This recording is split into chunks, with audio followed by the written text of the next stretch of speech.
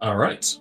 Last time you finished off your grand conversations with a few of the other contestants within the Dragon Segmented Trail at the capital city of East Company in Eventrad, gaining a few alliances, ceasefires, as well as possible enemies down the road. You had a lovely sleep in the capital and preparation for heading off on a very long journey, with the possible first stop of Fen Eld, as you were given a pass to the Time Knights there for Zairin to either learn something new, but more importantly, have Aristat's advice that they could enchant your chocobos to go a bit faster on the road and give you a better chance of getting a higher position in the DST. So the plan was to head mostly westward and then possibly curve around into Fistrek as your first stop on the long journey of the DST, as that is where your first task would be assigned. Without any real deadline to be fitting to, it's more a case of how long do you want to spend to allow others to possibly set ambushes, or allowing others to deal with themselves, and then you just having found Fistrek with no issues. With a speediness in mind, you left Eventrad in a diagonal direction, moving through the nearby forest, making a bit of distance, possibly one hex in speed to get around the desert a bit quicker.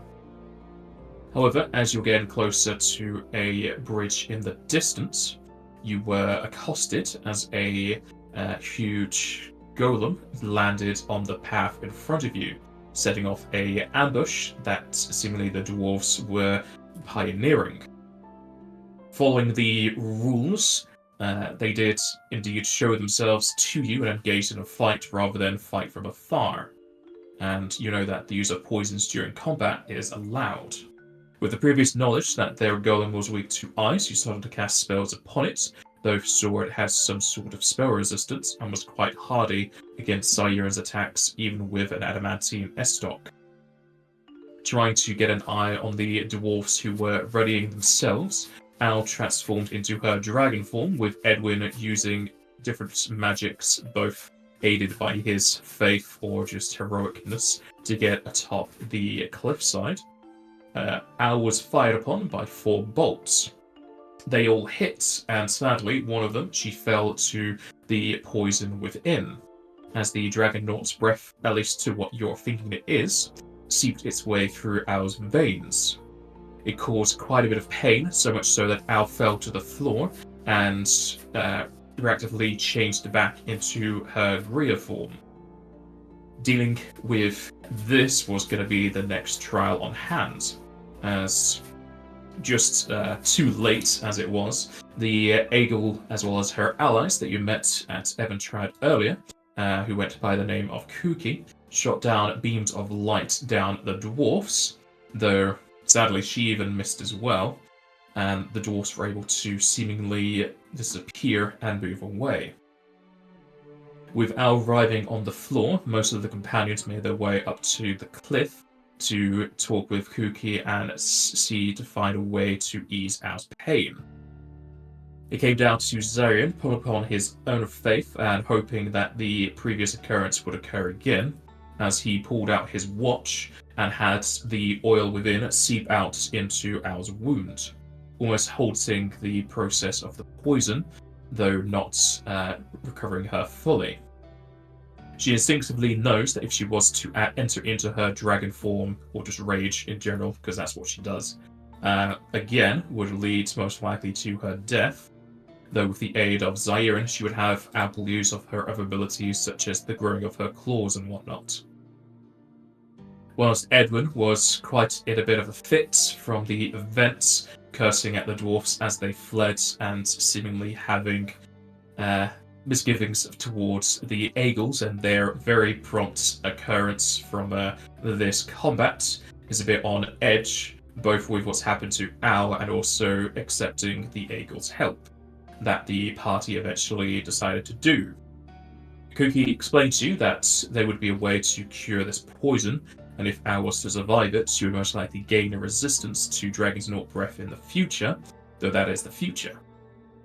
She told you that if you were to travel with her, or her to travel with you, towards the nearby forest of Glenhold Woods, that after spending some time there, possibly several days, towards a week, she would be able to make a remedy for Al and return to her dragon form.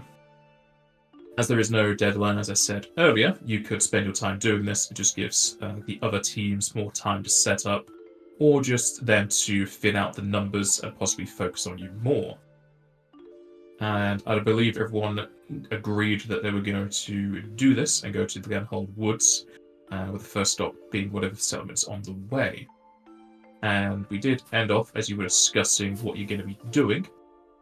Cookie and the other eagles turned into white mice and are now hiding atop the roof of your carriage. But I didn't know if you lot were going to have any further discussions about what happened or your next course of action. The eagles would be able to hear you. It's up to you if you do want to be whispering or moving away from the carriage to speak in secret, as it seems Edwin isn't too trusting right now.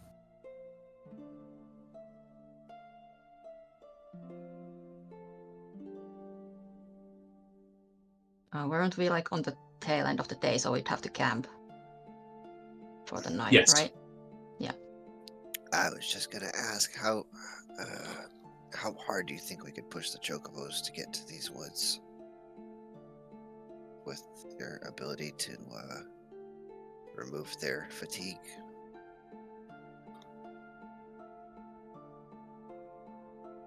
At this point, if we want to push them, our best bet is to make it to Eldenmore tonight.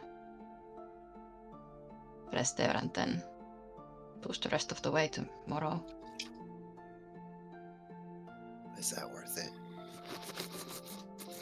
Well, it's better than being out here where other teams can simply, while there isn't ambush per se, they can simply turn up and one of them fall out of that sky. Indeed, one of them can simply make their presence known while the others attack us separately.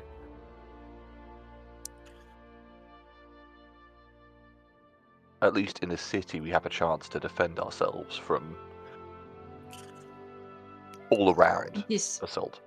Indeed, it is less likely for an open combat within a settlement, I would imagine. Unless we see the dwarves, in which case all bets are off. In the case of just general laws, fighting in the streets or just in the settlement is generally against the law. Of course, if both parties agree to a duel, then you would be allowed to fight. And there's also just the case of people could go against the law and be criminals. They could just attack you outright or try to kill you whilst you're in your tavern. But obviously it's a lesser chance because they have to go against the law to do so. And if we can make it somewhere like a colourful bard, they have those guards outside, which would at least give us some measure of protection. Indeed. Then, if we're all in agreement, we should get going and leave our hangers-on behind. Unless they're coming with us, of course. They're already on the chocobo, or they're on the roof of the carriage. Well, I'm going to have to get some anti-pigeon. They're currently mice, but yeah, you could just say pigeon because they are still birds, if you want to be insulting. Oh, they turned into mice. Sorry, I forgot about that. Yeah, they've all turned to white mice. Okay. I think I'm just keeping an eye out on Al, who is very quiet, understandably, and just trying to make sure there's no other effects. Because, of course, I don't really know how Zyron's managed to do this, but it's worked, and we've seen it work before.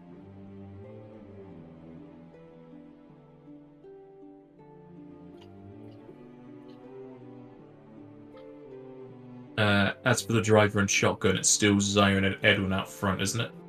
No, Trasenka took shotgun. Mm-hmm. Instead of Edwin? Yeah. Alright. So that Al and Edwin can be in the cabin. Yep, that's fine.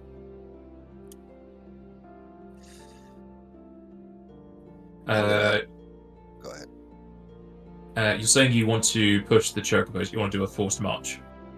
Yeah, I'm gonna talk to them first. I'm pretty sure they're intelligent enough to just understand common, so I'm gonna. Yes, they understand common. You I'm gonna do know this. say we're gonna take care of the fatigue for a short time, and we're just gonna push a little bit more to get to the next town. And I hope that they're not too upset with us about that. Roll me handle animal. Not diplomacy. I thought they were intelligent creatures. You could Or roll like diplomacy if you wanted. I thought your handle might have been higher, just because you're the driver. I've got drive and I've got a little bit of handle animal, but I mean these are intelligent creatures, so I didn't think that I could roll whichever one you want me to, but I would prefer diplomacy.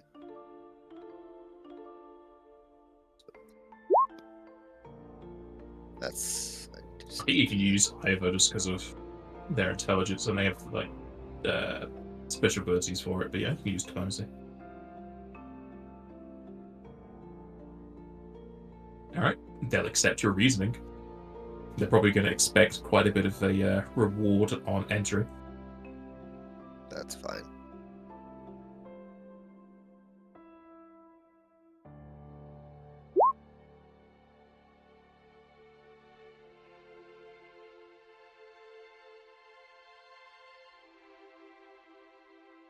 All right. If you are going to be pushing them, it will be another 4 hours. So you will need to make Constitution checks for both of the chocobos 4 times, so a total of 8.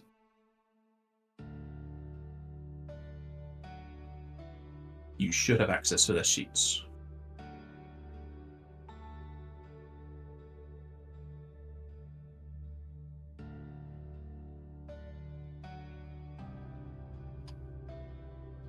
Sorry, being talked at. How Give them some many keys. checks? 8 Constitution.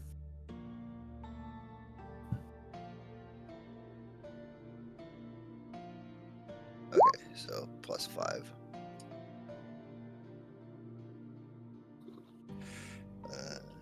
D20 +5.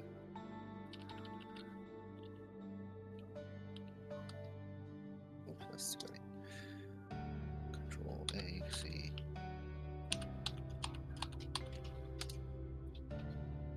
That did not work. Hmm. Oh no, that's 5 + 5. Nope, no, they're just bad rolls.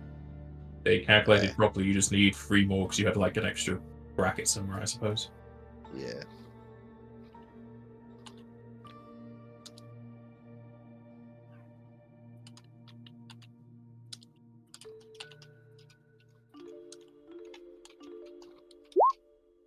There.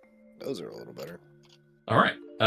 Who has the ability to remove fatigue? You also know that you can heal the non-lethal instead of doing the fatigue, because that gets rid of fatigue as well. Yeah, I have. I can do both that in one thing. I have Calming Touch for that. Yeah, because you got a domain thing, don't you? Yeah. Otherwise, I can help, but that's probably our best resource. I How have much 6 users for healing that. does it do?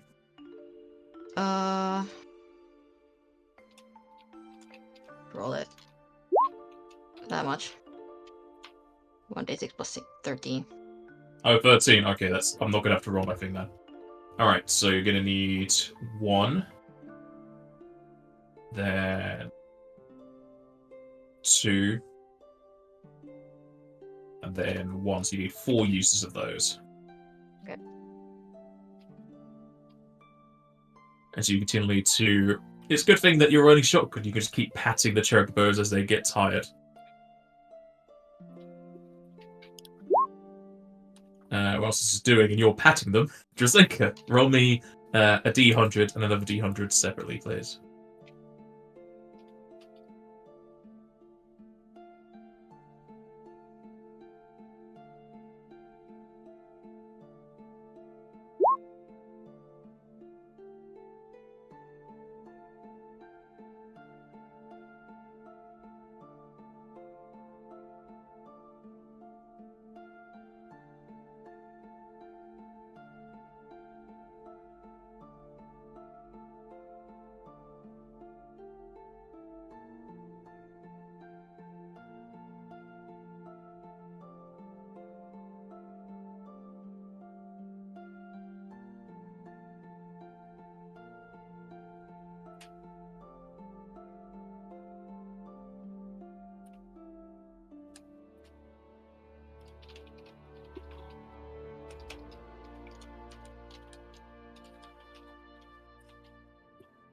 checking for what attacks this intensifies.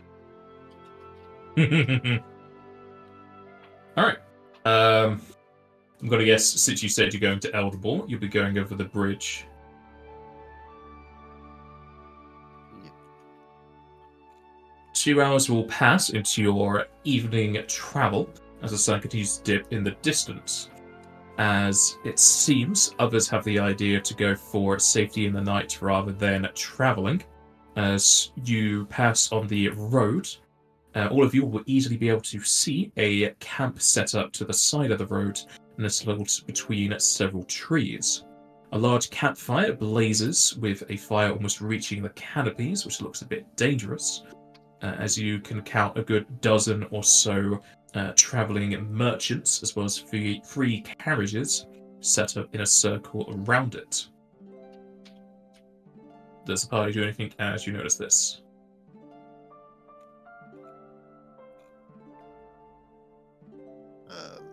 I'll ask Drzinka. That, I don't know what, that could be a trap, or it could be safety for the night instead of reaching all the way to Eldermore. What do you think?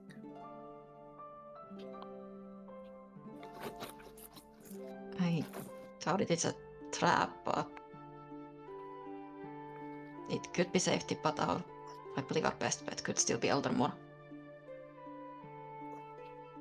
We are a little too high ranked to put our trust in something like that, I believe. I agree. To clarify, do we recognise any of these people from the manor, or no? You do not. Okay. Yeah, nothing to say in that case.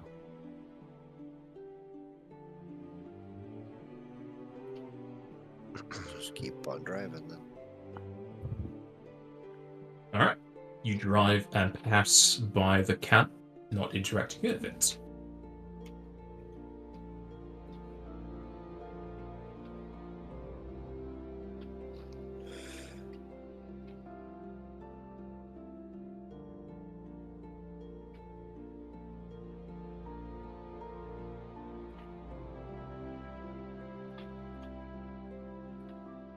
As you get closer and closer to Eldermore in the distance, easily noticeable by the large stone walls, you're still a good 20 or so minutes away from it at your speed, which is certainly higher than most other people, though in your case not exactly forever, as you are running on fumes and healing. However, even so close to the settlement, and possibly close to the river, that many would find to be a dangerous spot, in the road stands a single goblin of the civilized tribe. As you get closer, they kind of wave both hands as if to signal you. It's up to you if you wish to stop for them, run over them, go around them, or do something else.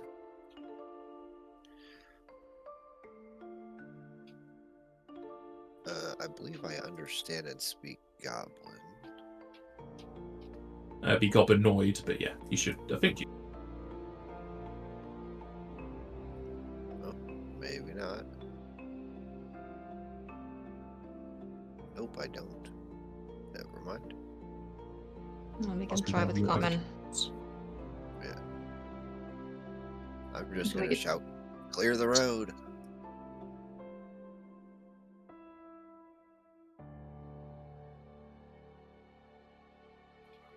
The goblin will continue to wave its hands and shout over to you.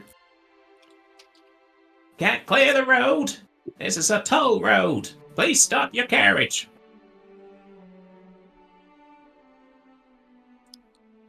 I'm gonna go around them. Alright, as you start to veer the carriage, Edwin and Al, both in the back, rolled really well in their perception. You two in the carriage, as you can see the carriage starting to veer to the side. Having a gander out the windows, you can possibly make out the goblin in the road, but you will also notice that there are 6 others hiding within the bushes and atop the tree trunks.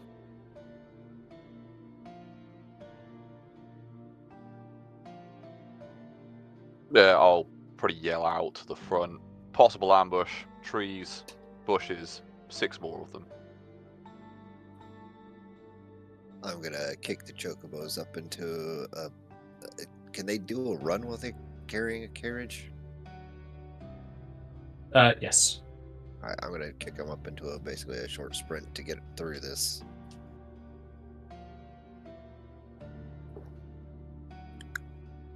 Alright, as you do so, the goblin will start shouting in their language as the road starts to shake and crack as near the grassy parts and possibly near the roots of the trees, larger roots spur out and try to whip themselves around your mount and carriage.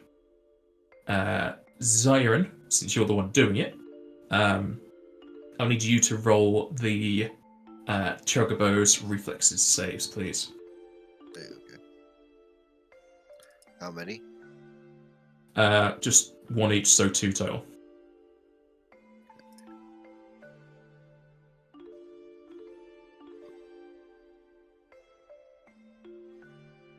Oh, that went straight to you for some reason, so.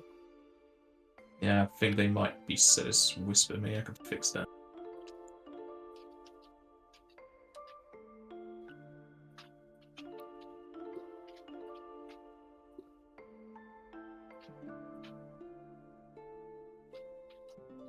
I hate that they keep changing the sheet. Everything keeps moving.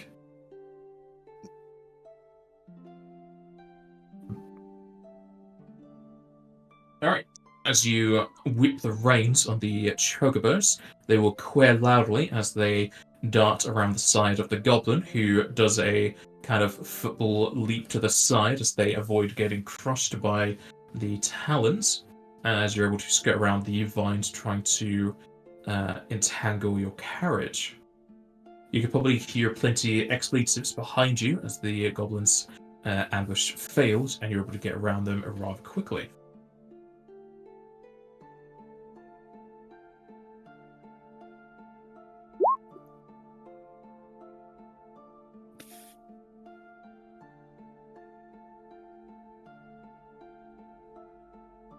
As soon as we're like a minute away from there, I'll stop and get the chocobos a little bit of water and food, because I don't think goblins can go nearly fast enough to catch up to these chocobos at 5 times or 4 times speed. I don't know. For the carriage, you'll note it to 2 times speed. Okay, so even then, their speed is much faster. Yeah, it's B160. Yeah. So just a minute later, and we'll be way down the road.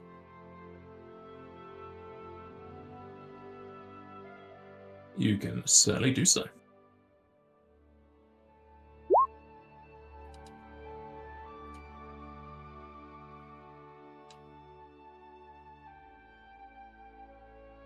What is underneath?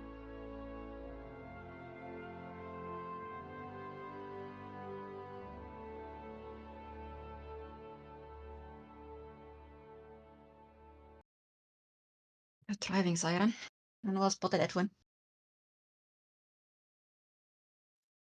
Not a problem. I don't think they were too much of a threat, but at the very least, we managed to escape them. More of a waste of time than anything else. And I'll finish getting the chocobos a little bit of extra water, and once they're finished with that, hop back in and start slowly and just walk on.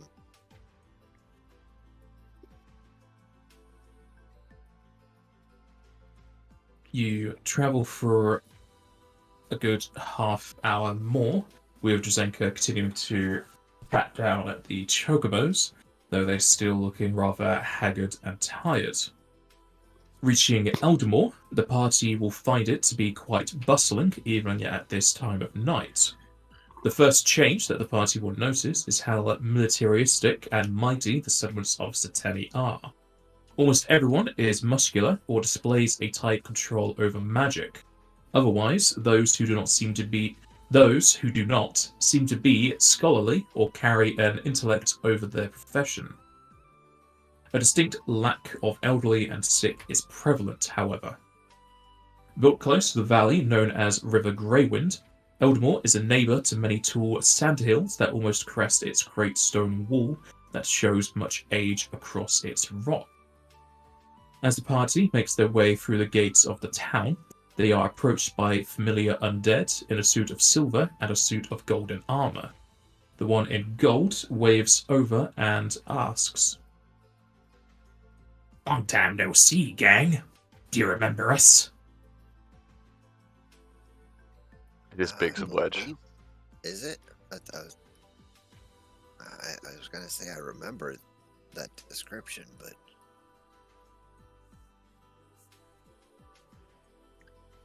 it's been quite a while.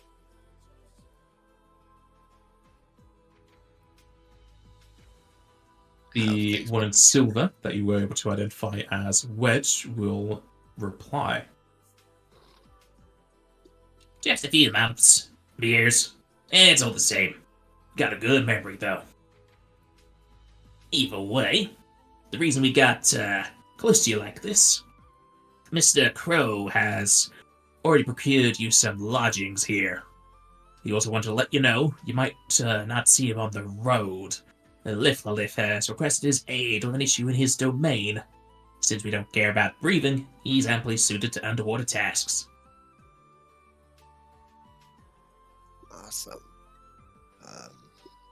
What's the name of the place that we're heading to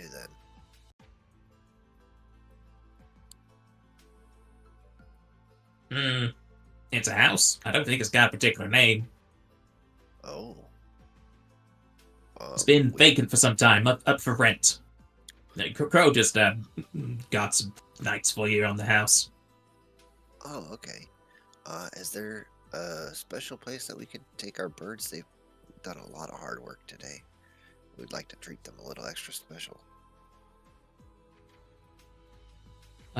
Biggs, the undead in the gold armor, will look around and then back to you. Gonna have some trouble with that. With the DST going on, there's a lot of people moving through here, and plenty of admirers too. Couple bards all booked up, a lot of the other inns are, and you're gonna find some difficulties getting a stable space. The place Crow set up for you has some, I guess you could call them stables, well, like a small barn on the side you can hitch up the chocobos. Any of the services you're looking for in town, you're probably going to be waiting until people have left. Dang it.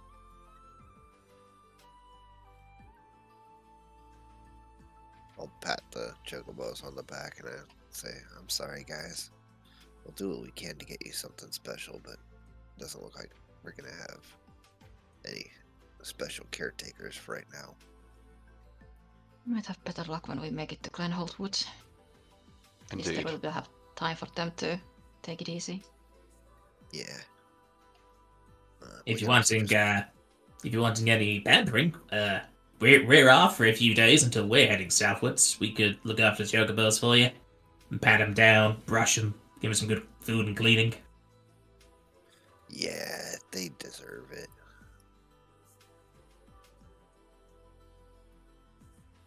But only if you're okay with it. We're not going to ask you to do anything you wouldn't want to do. Hey, you got us jobs. We can help out. That is very kind of you to offer. Thank you. And our thanks to Lord Crow as well.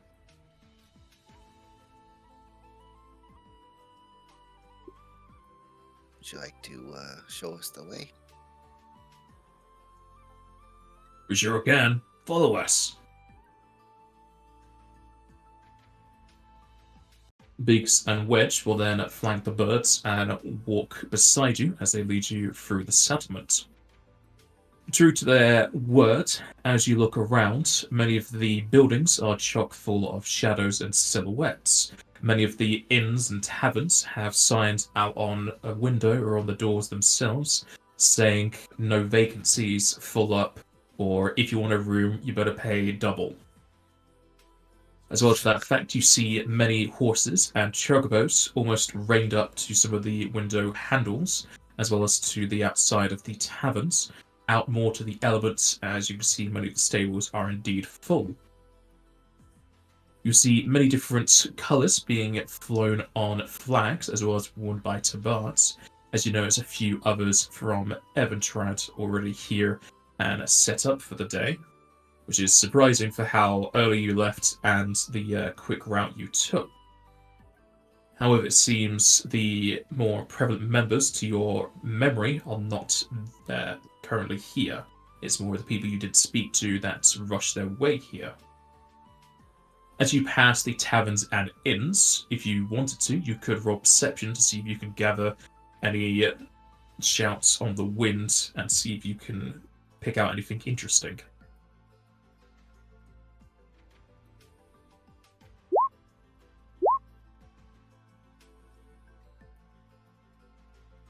Ao is in shock and is not perceiving.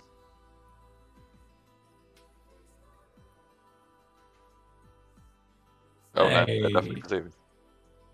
Al's on the case. She's just looking for any sort of trouble. Mm-hmm.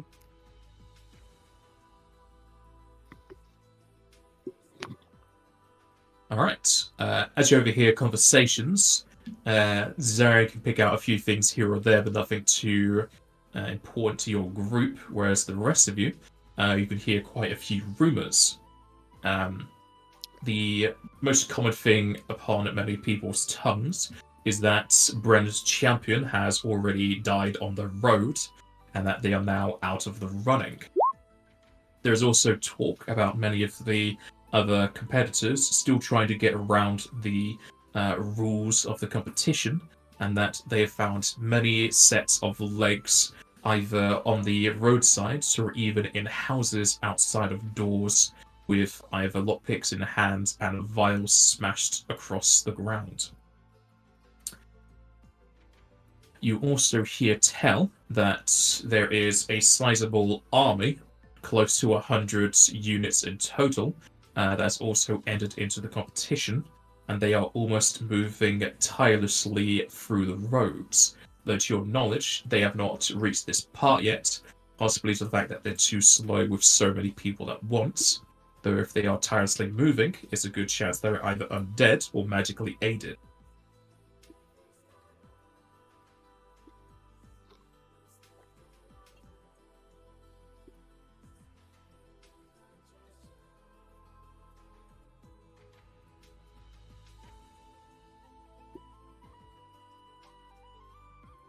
If you do not wish to engage with any of the conversations in the background or stay around for too long, you can eventually reach the lodgings that Crow set up for you.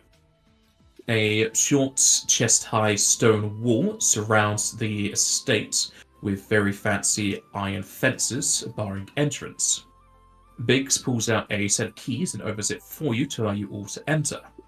The house is rather large for the environment, especially for one that hasn't been snatched up too quickly. There is a sign on the front that says to rent, though you know that Crow's already done so for you for at least a few days. Both the ground and first floor, seemingly well furnished, have piles of firewood near several fireplaces, a well-stocked kitchen, and to Zion's possibly happy ears, several baths to be used.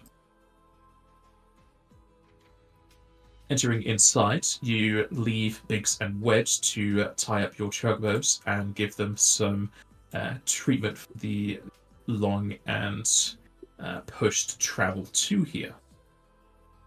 There are enough rooms upstairs for you all to have one for yourself, though not enough for all the Eagles to have one for themselves. However, you can rest relatively easy, as the Eagles can stay in their rat form for almost as long as they wished, so they're not going to take up too much room. They also would still prefer to stay incognito, just so that your two teams aren't sharing the hostile forces that are aiming against both of you. They pick one of the rooms closest to the stairs as they set up for the night. Does the party do anything within their lodgings before going to sleep, or do you do anything in the settlement? Just to be clear... Oh, sorry, go on. You first. No, you go ahead. I was going to ask, Brenner's champion, we didn't meet them, did we? They said that they'd left earlier in the manor. I think they were the first ones to leave. Yeah, they were gone, Yes. like, immediately. We never You actually never saw met them. They were in one of the higher floors of the hall, and as soon as Chidori Sylph left, so did they. Okay, fine. So yeah, we don't know who that is.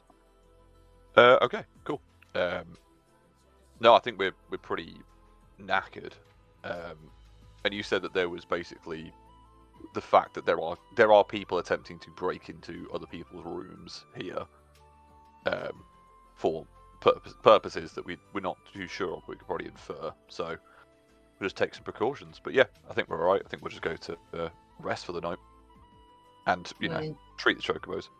Yeah, do we need to actually purchase supplies for the chocobos? Because I don't think we have actual feed for them or anything. Possibly not. Because we've been using magical burps for so long. Mhm. Yeah. Anything that we would have had would have probably gone bad by now, anyways.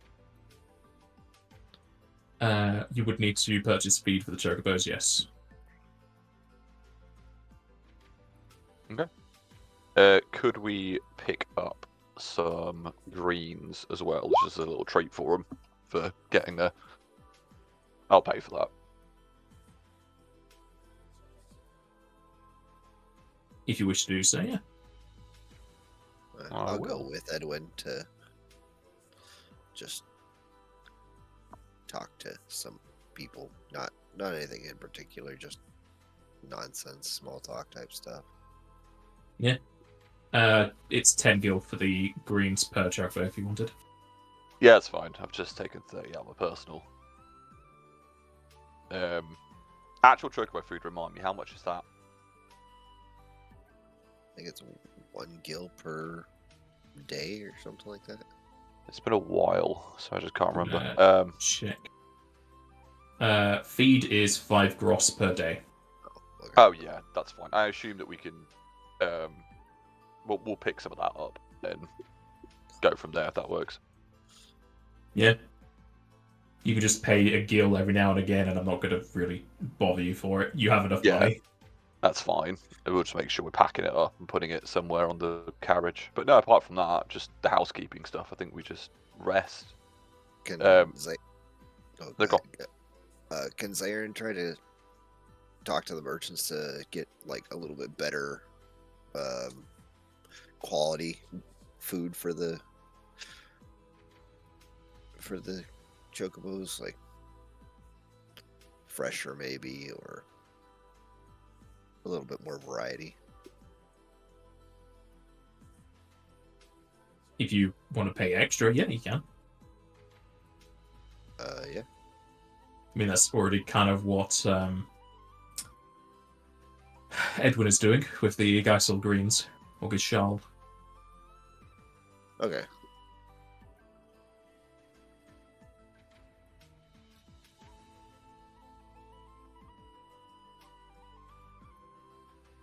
That's all good then. I think I will, if Al's up for it, just at some point when we're coming into town, just ask them, Al, how do you feel now? We'll get this fixed, but what's happening? Are you in pain? Is there anything we can do for you? No, I'm no longer in pain. It's just stripped of my birthright, but I'm fine. We'll get it returned to you. I'm aware. And yeah, if that's that.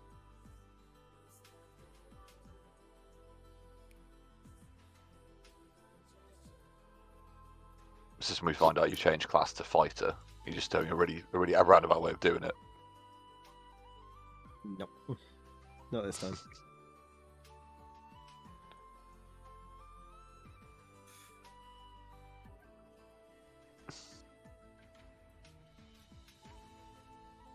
Then let's get a rest then. The faster we do this, the faster we can get you back to normal. Bath.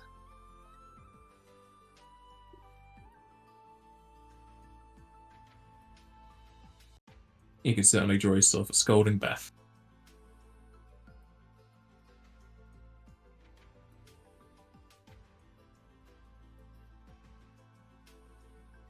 Alright. After buying some supplies for your chocobos and getting ready for bed, I'm going to require everyone to give me a perception roll, please. I don't think I was going to say I could set alarm, but I don't think I have alarm as a spell. I think it's on the one mage spell list anymore.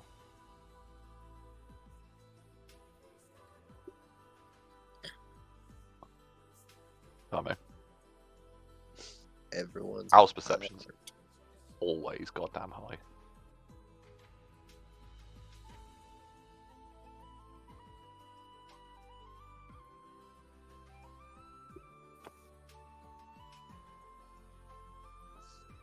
Alright.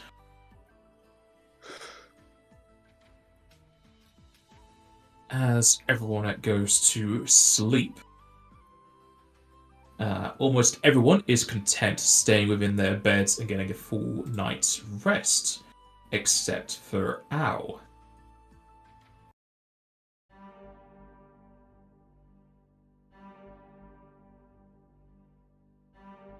Ow, as you are sleeping, whether it was a dream or a nightmare, up to really you, or just nothing at all during your slumber, you will awaken to an almost piercing sound. And as you fully rise from a rather blurred vision, you can hear the tail end of a song blown across a flute. For how loud it was, it seems like they were just on the first floor. You then can hear the creaking of wood as they seemingly are going downstairs.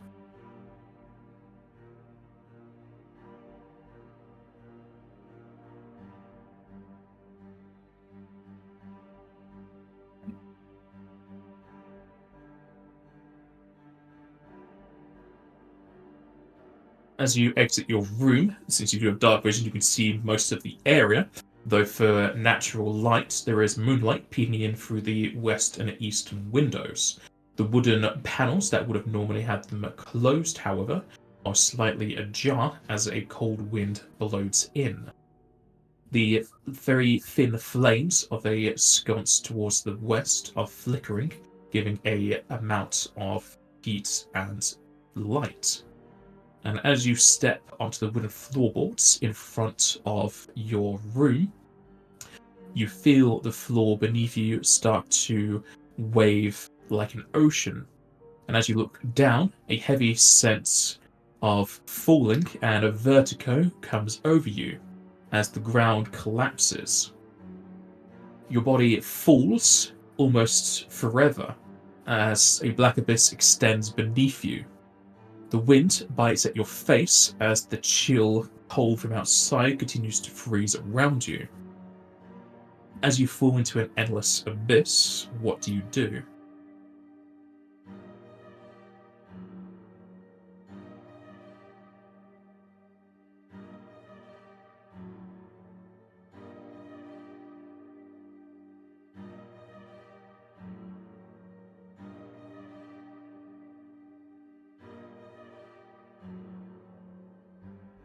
As you stretch out your wings to glide, you do slow down somewhat as you scratch your claws against the wooden walls. You can come to an almost immediate halt, though it seems like there are miles and miles above you to the surface.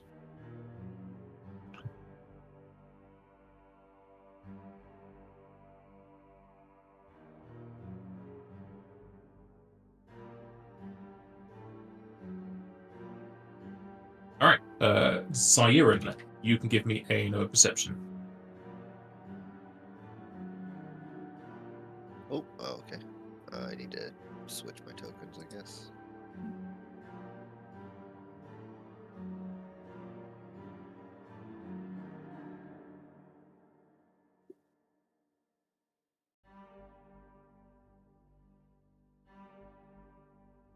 Jesus.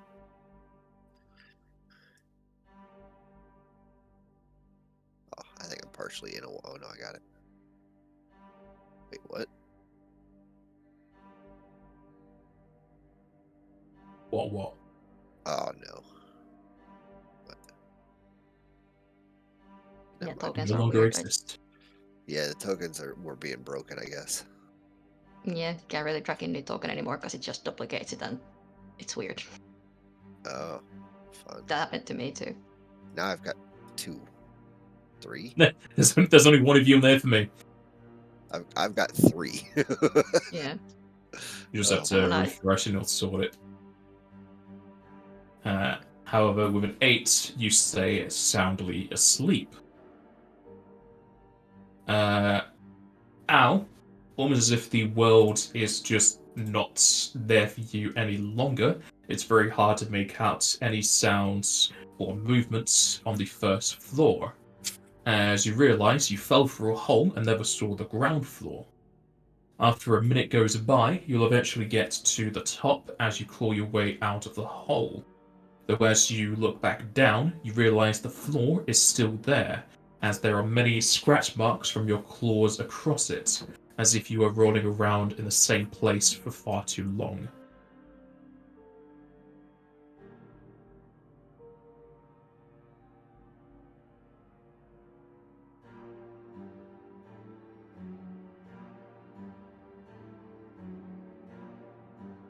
Northeast.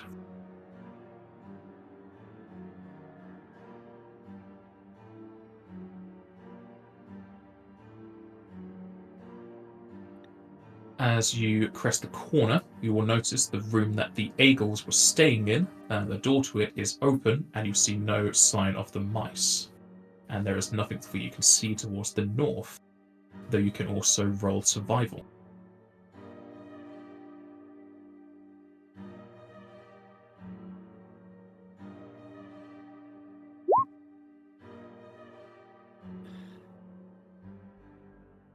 As you look around, you will notice scratch marks across the floorboards by most recent travel, both from a stampede of mice, though really it's only the 6 of them, as well as the boot marks of what you can assume to be at least 2 different Garif.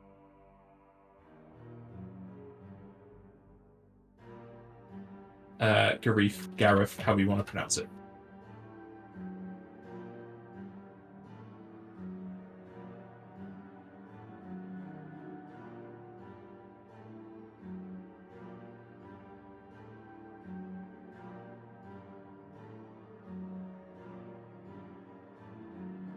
No struggle at all, but the window is also open in here.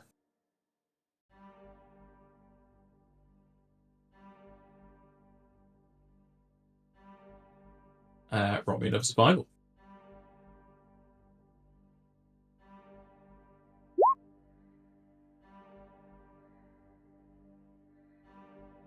Looking down to the ground floor, you can see the same markings of the mice and Garif moving through the sands as they seemingly went southwards. Though for how long you were falling, it's a bit difficult to tell, possibly a few minutes. You will also notice just the corner where your chocobos would have been stabled, that there is a gloved hand of an undead kind of peering out the door as if they are on the floor.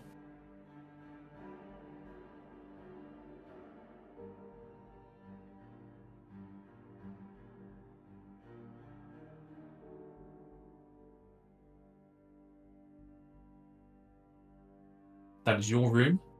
That is Zairon's room. That's Edward's room, and that's Drzenka's room.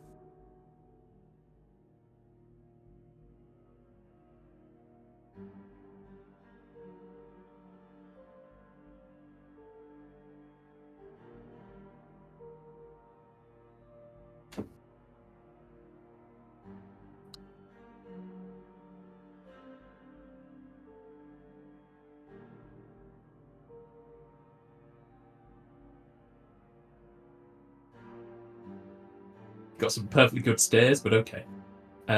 Everyone will easily awaken to rambling at their doors.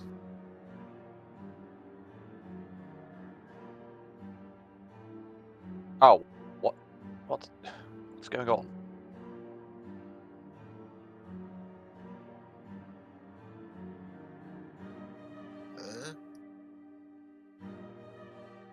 We better follow her. I'll just put mage armor on myself as we're going, in case something is popping off. Mhm. See anybody else? We haven't actually slept yet, have we? So You haven't still finished recording. sleeping, no, so you haven't got any recovery yet. Fine. Will MP from, at least from the travel. Yeah, I Clear guess. I mind. don't know how much that was.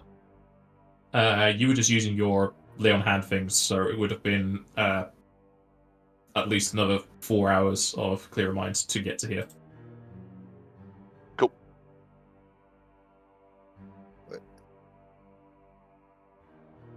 What's going on?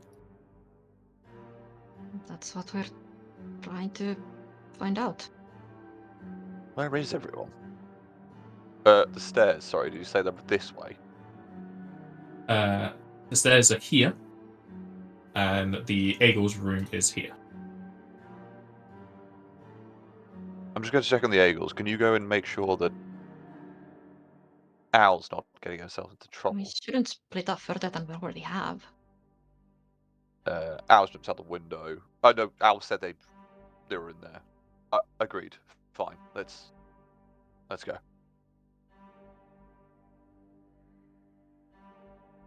I take it we have our equipment with us for those of us who are moving. I just grabbed my sword. Yeah. Yeah, you would have anything on you except for wearing medium or heavy armor unless you have the endurance feat.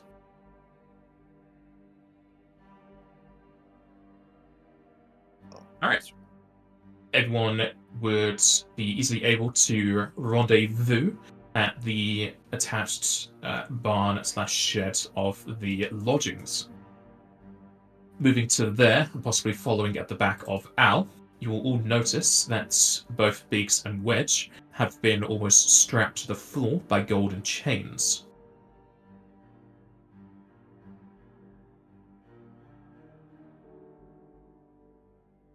What's going on here?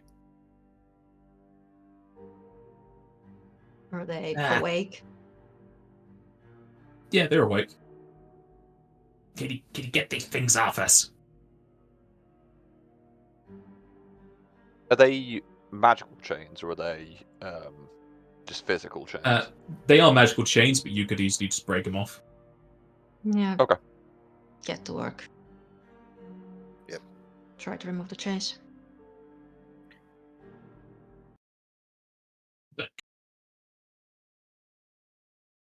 That lovely grey space. Alright. You are easily able enough to pick apart the chains from the undead, as both Biggs and Wedge will stand up. Thanks for that, but gotta apologize. That's seems we were caught unawares. What happened?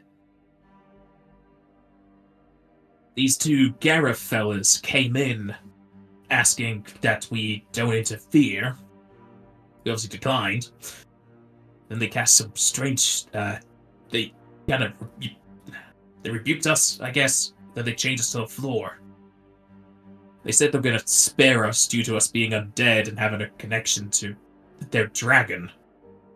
Damn cultists.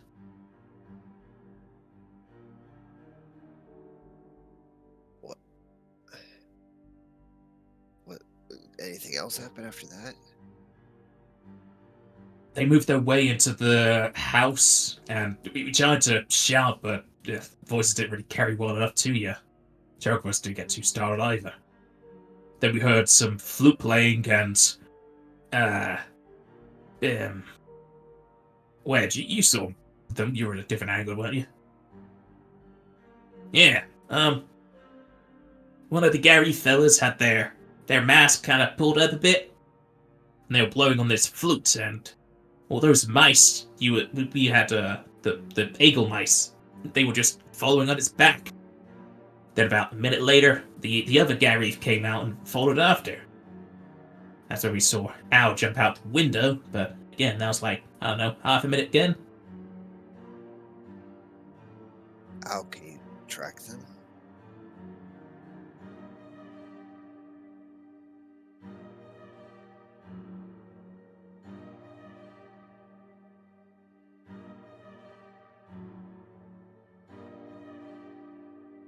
I'll aid you on that, so +2. And I'll Do you drop need- blessing on you.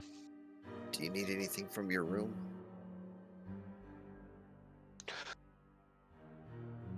I think we need to move. Time is of the essence. Jazenka, do you need any magical armor, or are you okay to enchant yourself? I'm good to enchant it myself, and I'll drop mage armor on the rest of us.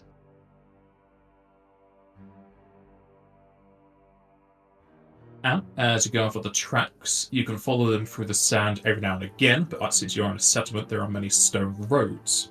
They break here and there until you reach one of the other taverns. As you can see a drunkard sat against the wall nearby to the stables. And it looks like the stables were most recently used. As you can see, 3 sets of rather large lizard prints moving away from the city towards the south. But it looks like it's going to be quite a distance if they got some mounts.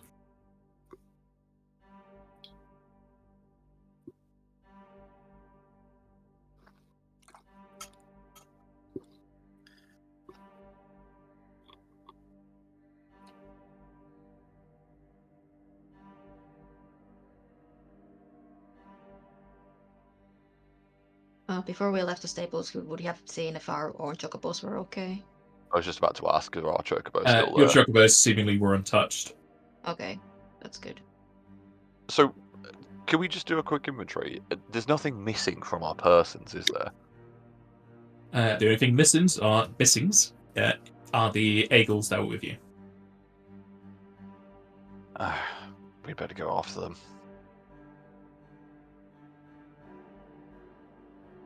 And these lizard prints, are they like Gareth prints, sorry, or did you say they were like mounts of some kind?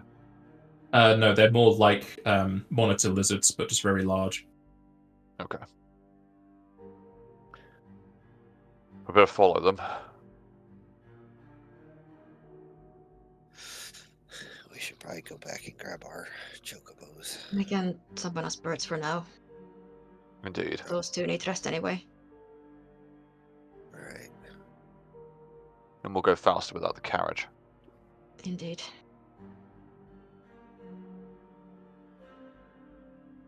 Don't have the communal version, so I'm just gonna cast Mount 4 times. Don't know if I do.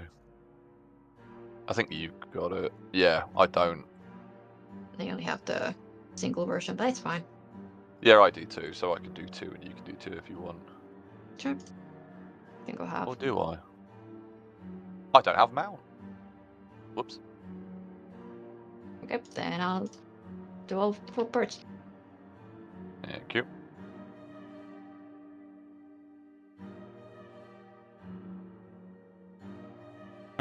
Summoning up chocobos, you all straddle and charge your way towards the southern exit. The prints again stop and start from sand to stone as you eventually make your way to the gates. As you get to here, you will notice that there is a bit of activity as several guards are kind of in 2 groups on both sides of the gates as they are seemingly helping up 3 other of the guards who seemingly knocked their heads on the ground when they fell. From what you could gather, they were seemingly put to sleep.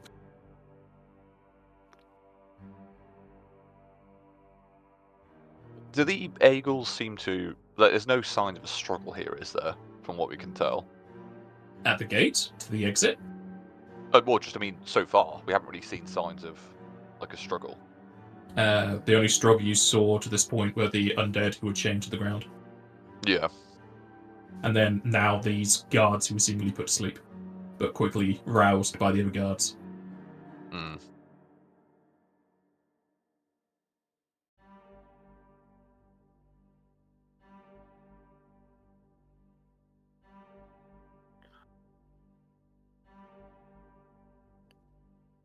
At least we're going in the right direction.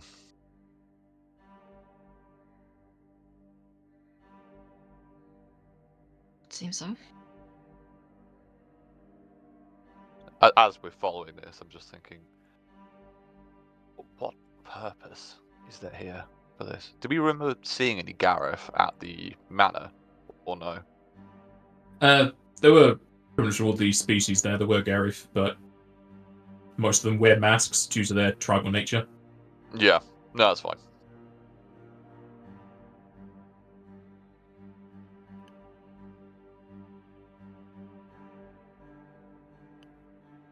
This is just strange. Let's get moving.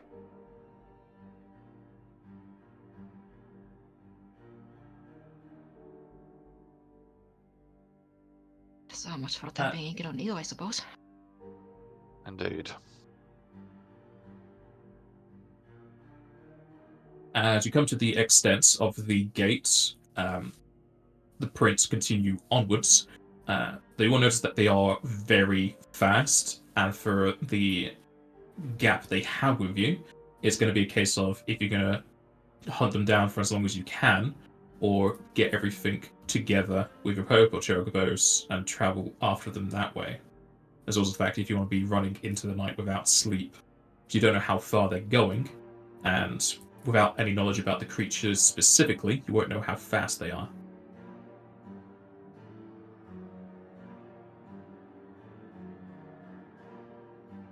So effectively, we don't know if we're going to be able to catch them. Not at this point. It's just a choice of if you want to leave your carriage and chocobos in Eldermore and travel as fast as you can after them, or go with everything. Because the purple chocobos would be faster than these yellow ones. We'll have to double back, get our full kit, and get after them, if that's what we're going to do. There's Although, also a as choice much to as just let the Eagles go and go to Glenhold Woods on your own if you think you'll be able to cure Al. Still We need the raid for that, don't we? Within Glenhold Woods. Indeed.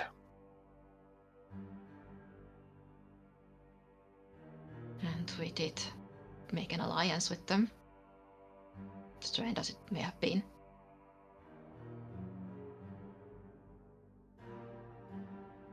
Agreed. As much as I am distrustful of them, I would prefer to, at the very least, try to stick to our agreement.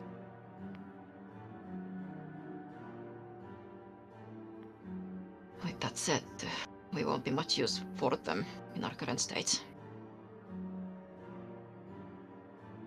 Then let's go and get our equipment and our caravans and do what we can.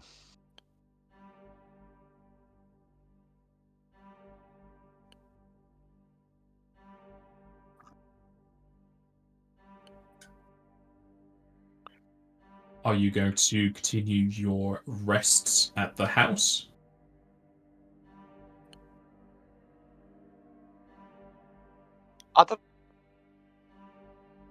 The thing is, though, like, I don't know about you guys, but resource-wise, I think we're generally all right.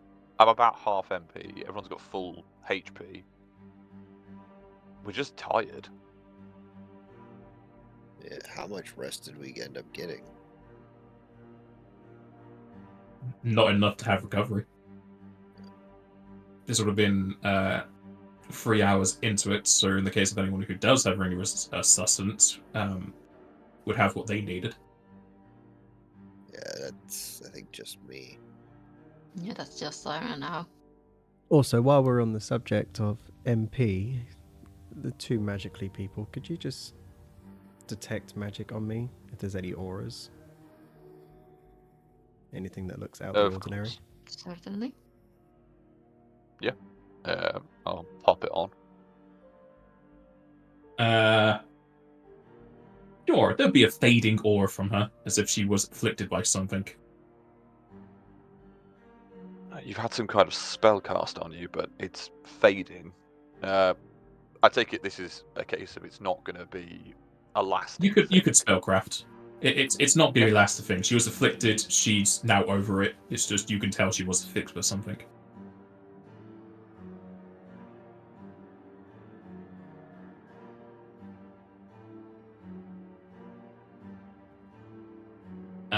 You can tell that she was afflicted by a illusory pit. Okay.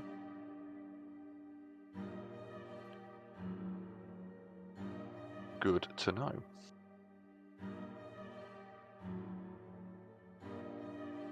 They're using illusions. We should be careful. Trusting our eyes if we go after these people may be difficult. I did figure as much.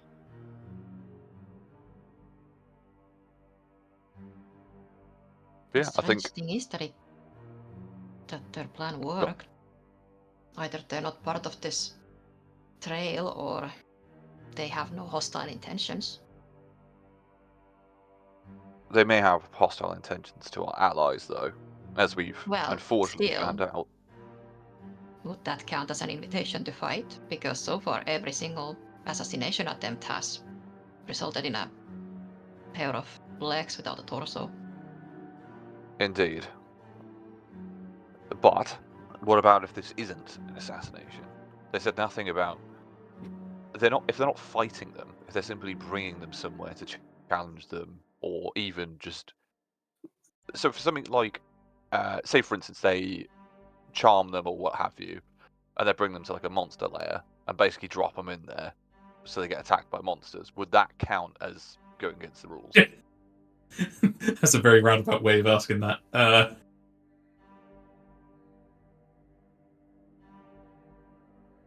Charm wouldn't allow for suicidal effects. They wouldn't be able to push them into it.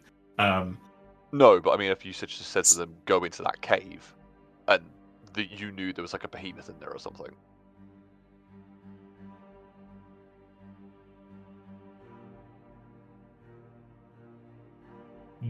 Yeah, that would technically work. I'll just Because the explain wording why. is you can't assassinate or poison, and you cannot mind control for retirement. You can mind control for other reasons. That's what I'm saying, yeah. Unless our allies have gone willingly with these creatures, then it's entirely possible they're being led into some kind of convoluted but effective trap. I would imagine it would be completely willing. Judging by what Biggs and Wedge said about the flute. And seeing this trail of knocked out people. They're wanting to be unseen at least. Agreed.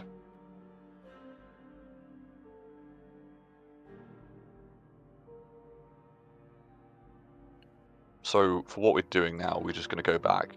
And are we just good to go, or do you guys really want to rest? Because we could probably just do it if you're all up for it.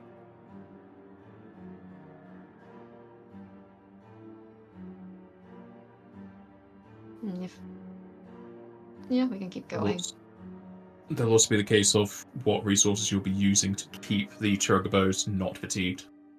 Oh yeah, of Also course. true, because they're already pushed, so. Well, we'll have to follow them tomorrow then. Doesn't sit right with me though.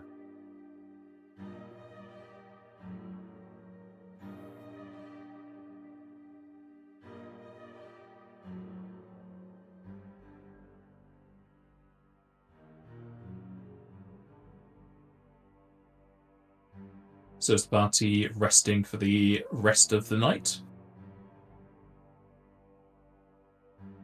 I think we'll have to. We don't, as you say, there's not really a way of us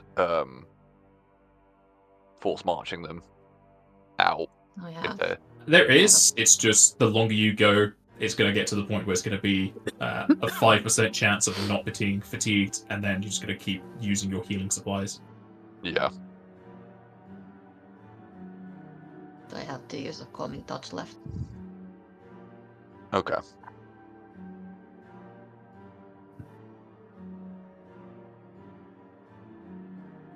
Zyron? I'm ready and waiting. I'm gonna Yeah. go. Yes, Aaron's had his sleep. I'm gonna go just take care of the chocobos.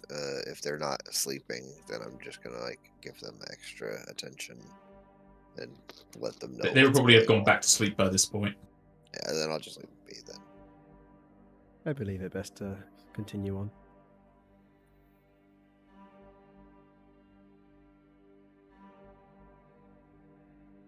Then we'll take, if we're just taking the summoned birds and going, then we'll have to do that.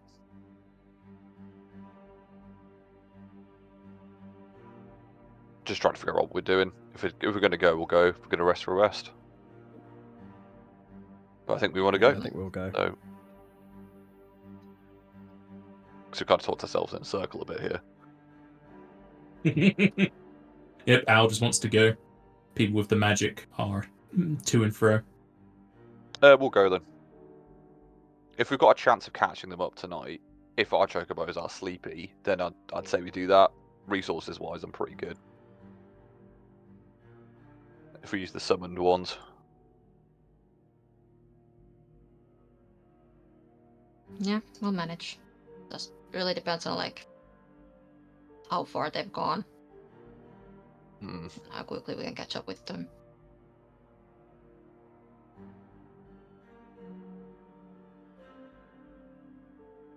But also we have no idea about their intentions, so don't feel comfortable letting the trail get too cold. Agreed.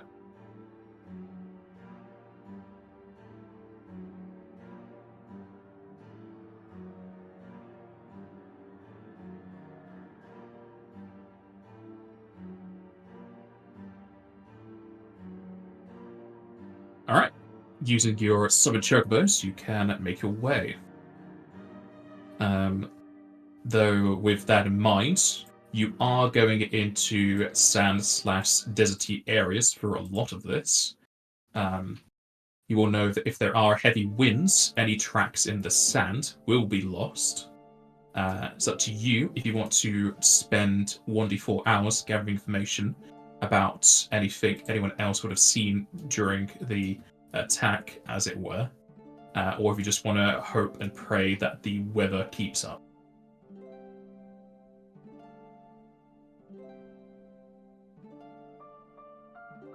I think maybe speaking to the guards isn't a terrible idea.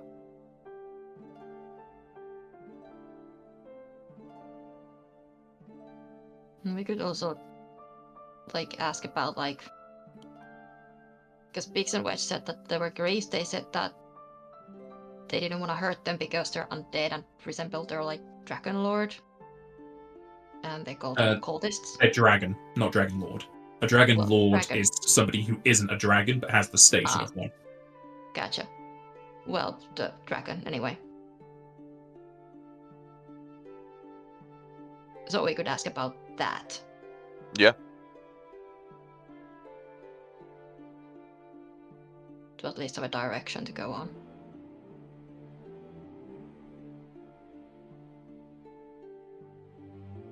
Yeah, if you wish to do so, you can roll diplomacy. It will take 1d4 hours, as there are quite a few people to talk to still.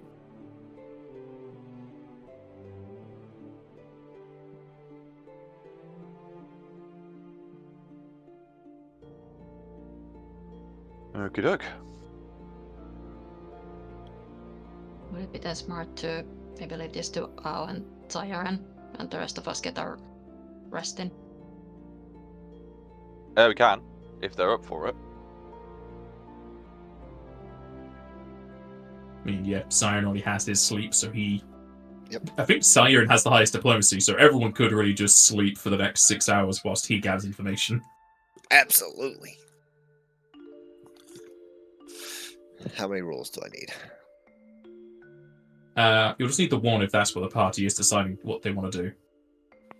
Because there's a chance you could just roll a 4 and the d4 be 4 hours, at which point just wait another 2 for your complete rest. Or you want to hope that it's low and don't sleep. It's up to what the party decides.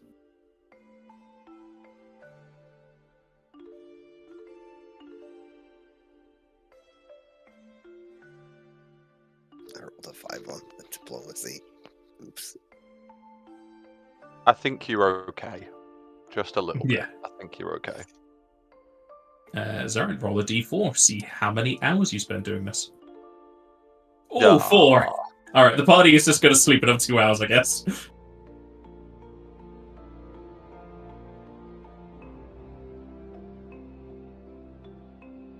Well, lucky or not, there is no heavy winds, so the trail would still be available to you.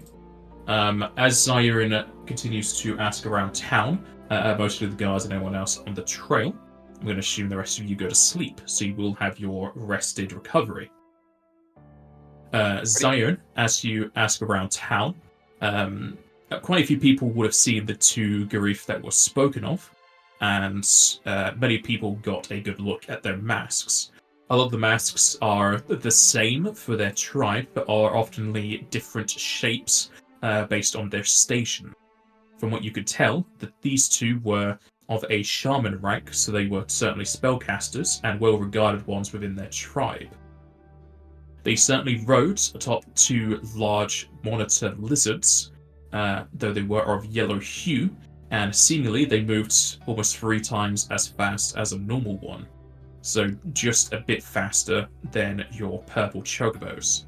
And since they're going for a desert, which is their normal biome, possibly not going to be hindered too much. They have no mention of mice or anything to that idea, if you're thinking about asking of it. But there were 3 monitor lizards, the last one seemingly having their goods on them. From what you can gather, speaking about their dragon and their particular masks, they follow the dragon, or at least worship it, Tia Marax. And you can roll a knowledge history and a knowledge religion on that dragon when you gather everyone up again. Okay. Does it have to be trained at all? I mean, they're multiple Yes. anyways.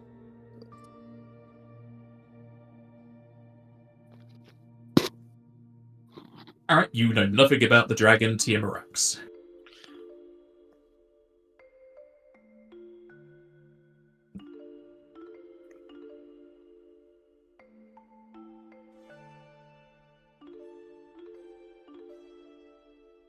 Is that for everyone? Sorry, is that for just people? Yeah, Who- everyone, when you gather up, so history and religion. Alrighty. Not my best, but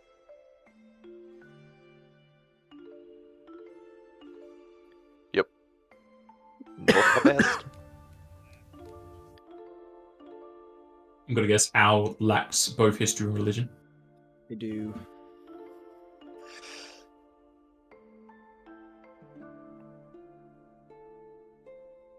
Alright, for your history rolls, you will know that Timarax is a long-dead dragon that had many fables surrounding him around 300 years ago. It was said that he could bring back the dead and the undead to full power. They are a master of revival and undeath magics.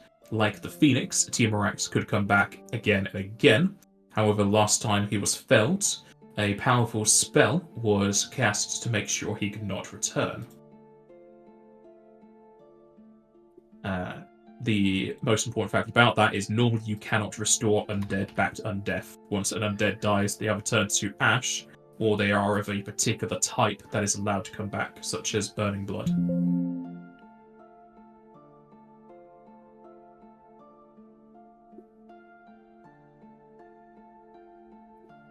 Okay. As for religion, Edwin, you will know that Timarax has a sacred site to the south, near the Academy of the Arcane Flame. It is out of the way, but if you would want to save the Eagles, you know you need to travel there. Okay. I will share that to the party, so at least we have a direction.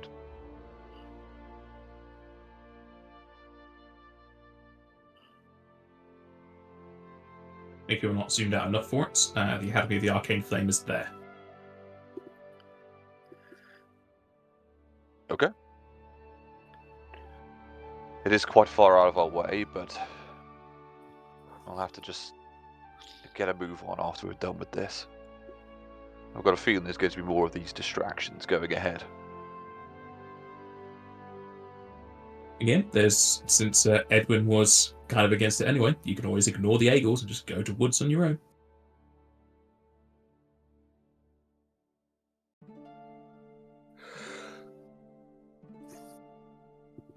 We've committed. We're going. Don't give us time to think.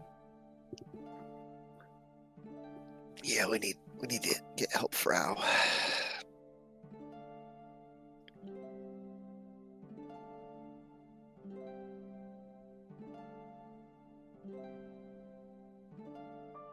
Indeed. I do not like the idea of just letting those two have their way with the others, Agreed. whatever their plans are.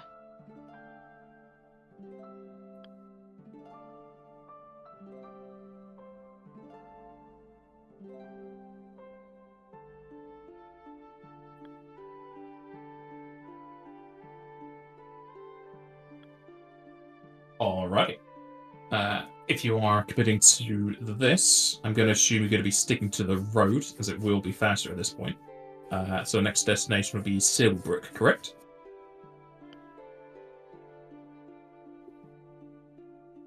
It looks like it. Would make it almost all the way to Scorchhaven in one day, right? Yes. Your purple chocobos go at 4 hexes a day. So if you want to be using some more of your hand stuff, you can get to Scorchhaven for a force march.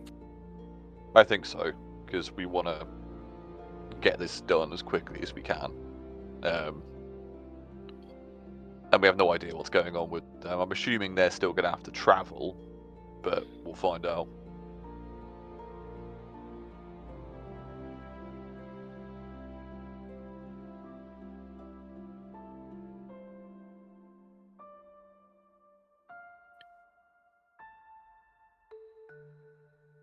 Alright. Moving away from Eldermore. Dritsenka, roll me D100s. Yellow. Okay.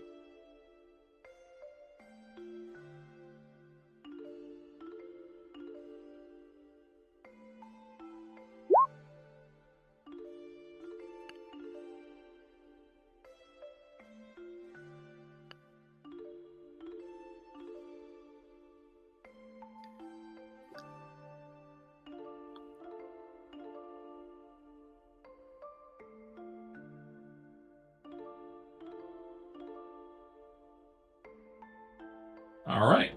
I'll need everyone give me a perception roll, please.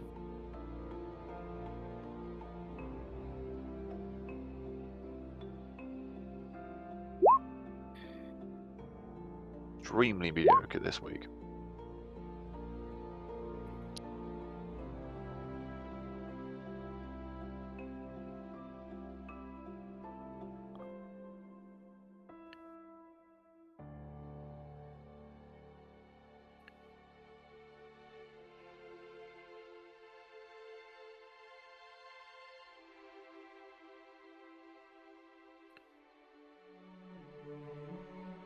Zairi? Yes. Oh, sorry. Deception? I was also going to say Al, but she finally got it in there.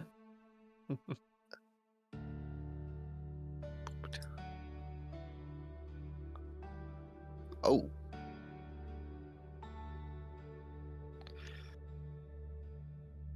Alrighty. Even with the penalties from the carriage,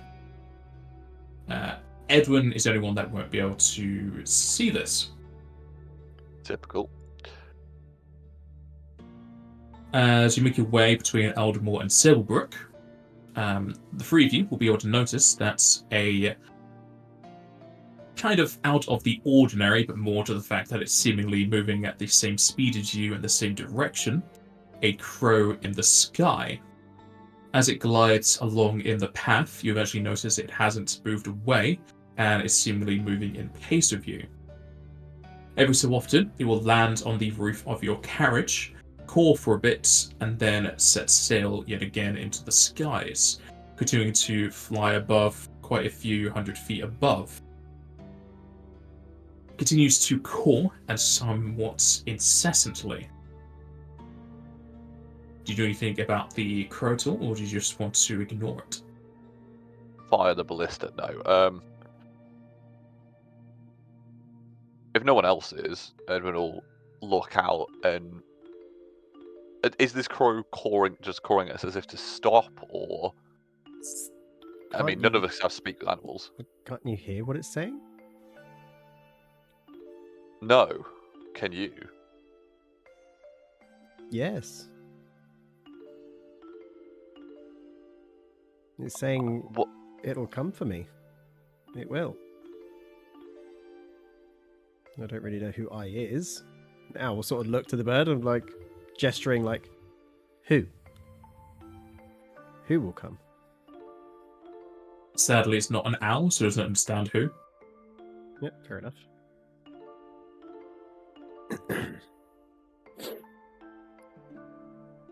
Is some form of summoning magic? Is it being threatening or like comforting or? It's a crow. Crows are often omens of ill fortune. Do we have any idea what it's talking about, or is it just sort of a cryptic message? Just said It I will come for you. seems. Yeah. It doesn't seem friendly, at least in what it's saying. But as far as the crow goes, it's just unusual in the path it's taking. And it is speaking to like it's directing this at Al. As far as you can tell, that's what Al's saying she is. Do we have any idea if there's like a magic that would? I don't know if Animal Messenger is even in this game, but anything along those lines. Yes. Okay, so it is possible that this is a spell of some kind. I'll probably try and shoot it down, truth be told, unless Al stops me. Like it just detect magic first, actually, to just make sure if there's like magic involved. Sounds like it. No, yeah, we'll do Rather that. than just guessing. Blow it up. That will detect magic it. If it's in range, because it might be out of range. I mean, he said it like occasionally stops on the top of our garage, so Yes. when it comes in and out, taunt us.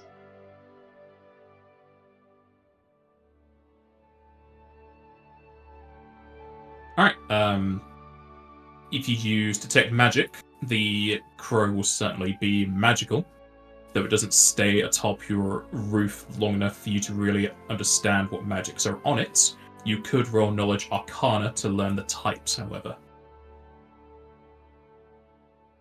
Okay.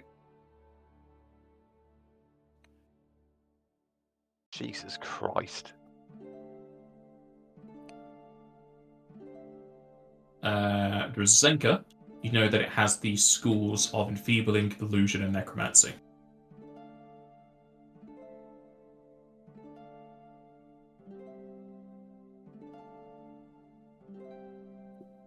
Does it look like there's like something on the crow, or the crow itself is like fully magical? Or it's just a normal bird that's been enchanted with this stuff? Is there a way to separate that? I'd say that'd be perception to distinguish between them. It'll only be the case of Edwin and Zenka, because you can see the magical auras.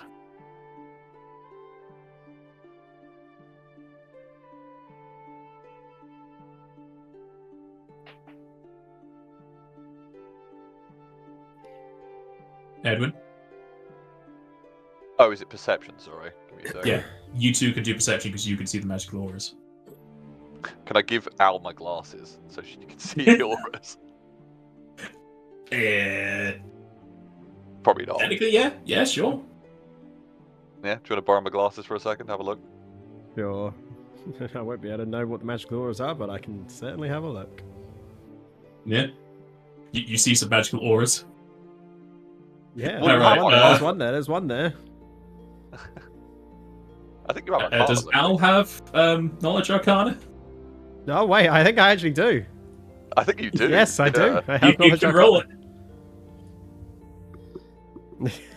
Terrible. It's terrible, but I have it. Raging. Alright. Al, in response to Jazenka's question, the answer is yes. Both the crow is made of magic and it has magic cast on it. But since you can't discern the auras, you don't know what is what.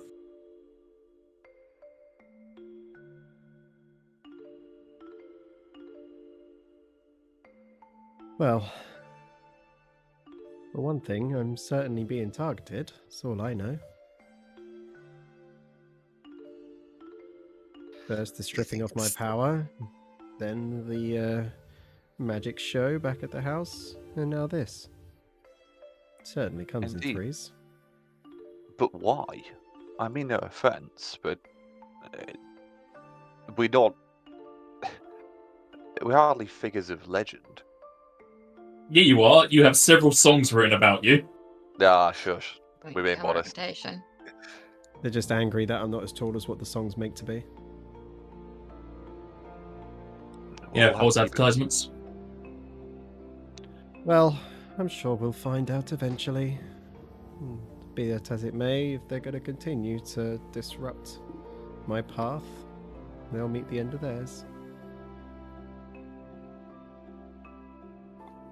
Indeed. Well, if this thing is going to accost us, we may as well take it out of the sky in case it can still see us, whoever this person is.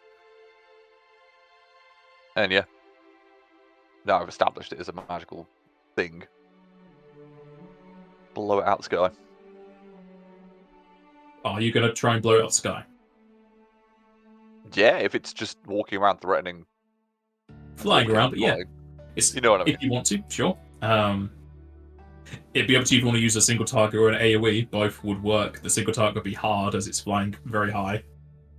I probably just used Lyra, truth be told. Yeah, sure. I just bang one of those out. You shoot a big explosion of holy energies into the sky as you catch the crow with it. And as the light dissipates, you no longer see the crow.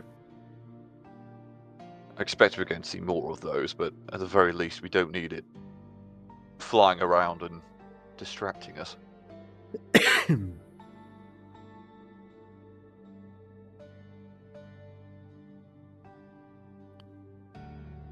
Okay. Since you know your direction, are you still going to be using survival to track the monitor lizards?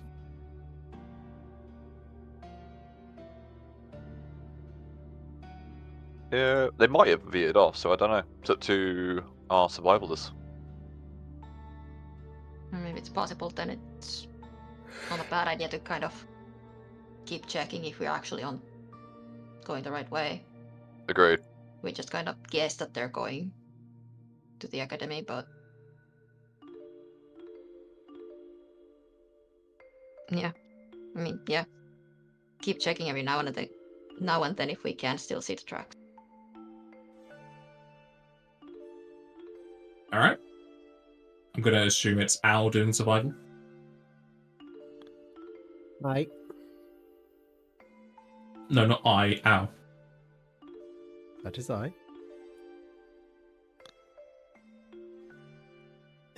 Alright. That doesn't include if I am aided or anything. I would be aiding you, yeah. Doesn't include if I get blessing either.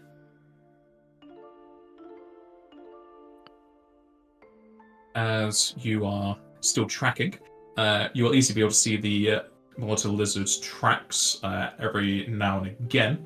You will notice quite a few others from troops of possibly 30 size, many different species in different smaller groups.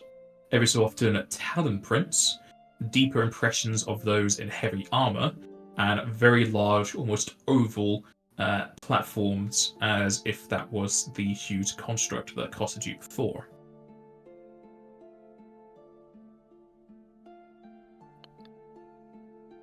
So the dwarves are potentially involved with these things.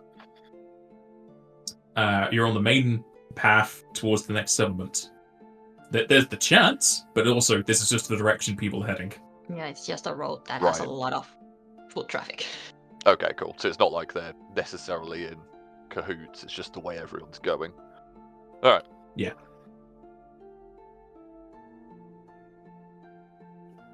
Alright. Half the day will pass until you reach the next settlement. Traversing southward within Sateni, you will come up to the next settlement, Sablebrook. Just like Eldamore, Sablebrook is a buzz of activity from the DST. Settled on the banks of a large body of water, Silver Pond, this looks like a great respite from the nearby deserts. Many traders are hawking their wares with happy smiles, certainly boosted by the influx of travellers. Again, you notice many familiar faces from DST, though it seems like many people are moving quickly, either to get to Fistrek fast for the misconception of a timer, or to get there in a safety to not be ambushed by others, or to just ambush others. It's up to you if you want to spend any amount of time in this settlement, or continue heading southward, or just disregard the Eagles and head west. Heading west will Now do would us be no like good. the final destination for it.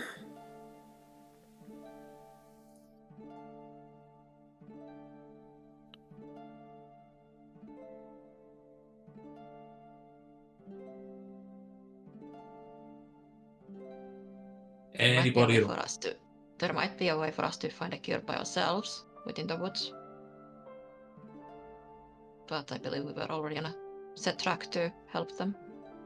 I believe Indeed. heading south is better. Although, yes, you might be able to find a cure, but that is a might. I'd rather have certainty. Along Also, with that...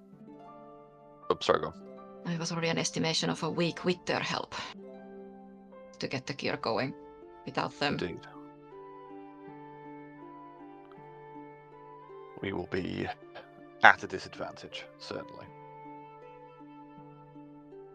And I, for one, will not stand for the theft that's happened to Al. We need everything we can to make it right.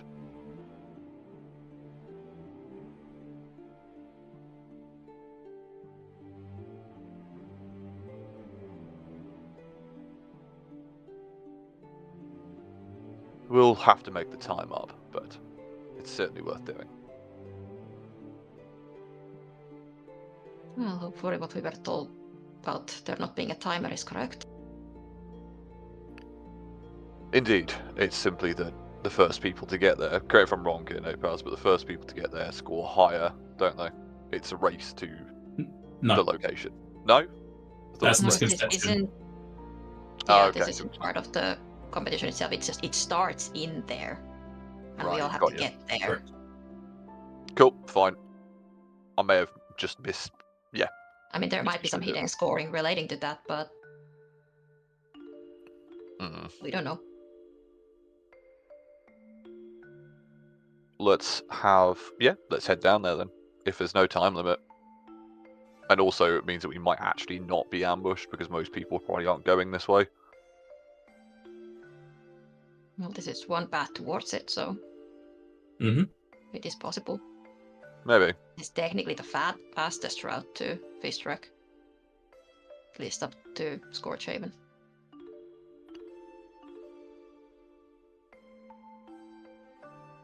The only issue of going southwards is that you would have to go through Ignorof's domain, and they do have champions in this race. So going through that domain could be a dangerous path to take, except for those under their reign. Yep. But as you've experienced, dragons can also have allegiances with other dragons.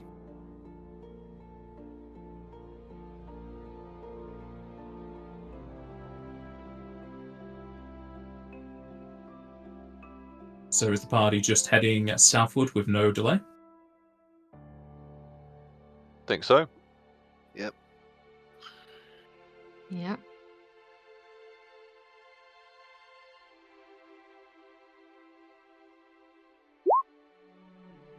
We are Edwin, going. roll me D100, please. It's going to be a 5.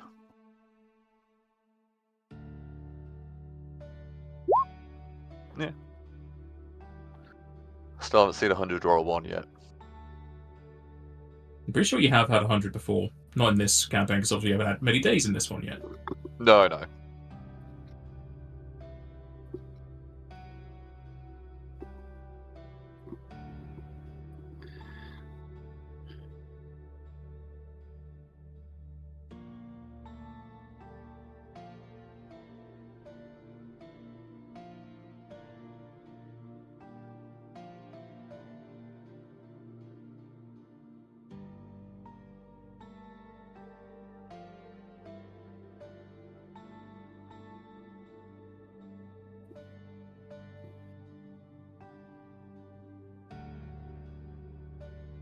As you continue your way southwards, though a bit southwestward, a familiar carriage will be on one of your flanks. Since you are faster, you will eventually catch up to them, as a familiar face will be driving on the driver's seat. They wave over to Al in the carriage. Hey, Al! What are you doing out here? What? And she just looks around. What? Hello?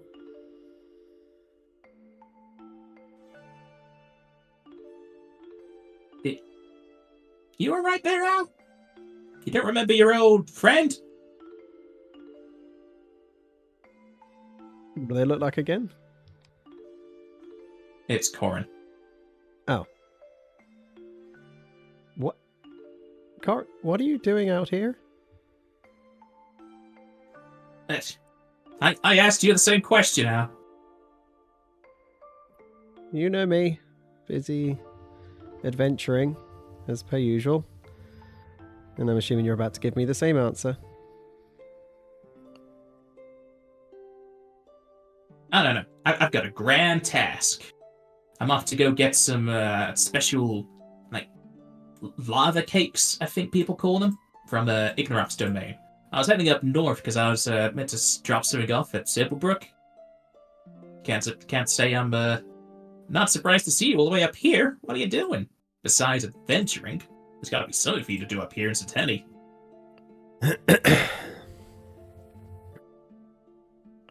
The DST isn't public knowledge, is it? It's not open public knowledge. People outside of it do know of it, and well, obviously people who entered before know of it. You can speak of it. It's just there are spies who want to get stuff from it as well. We're taking part in the DST.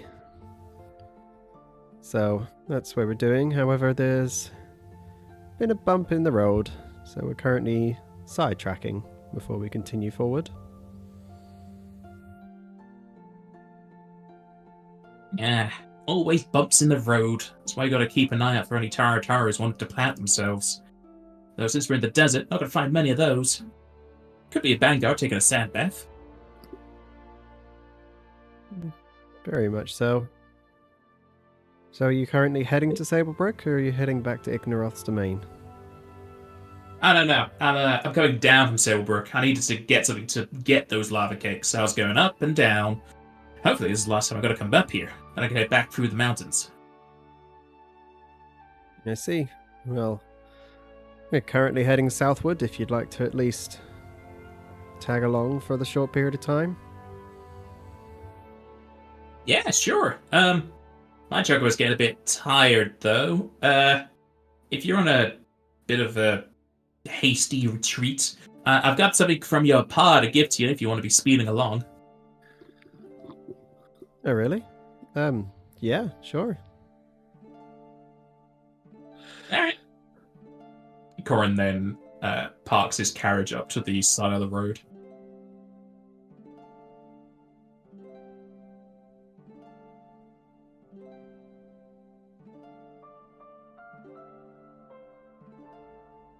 Is Zahiran doing the same, or are you just driving? Yeah, I'll pull over and... So, Alright. how come you've got something from Pa? Did you think you'd cross into me at this time? It's not often we'd see each other, especially this far north. Well, ways I hear, you went to Eventrad not too recently. We had a visit from Lake. Apparently you had a dealing with him. Oh. It's nice to hear that he's made his way back to the village. It didn't stay long. I went to Eventrad. Hopefully you would have been there, but since you weren't, I went all the way up north for nothing. Then I went back down to Sailbrook, and now I'm here. So if at least I'm finding you now, he then leads you to the back of his carriage and opens up the trunk. Does the rest of the party go with, or are they just waiting in the carriage? Probably go with, because we want to stick together, and as much as we're going to have a reason not to distrust Corin, it does seem a bit odd that they're out here on their own. Yeah, and Slayer probably would like to get off the carriage and walk around for us a minute. Yeah.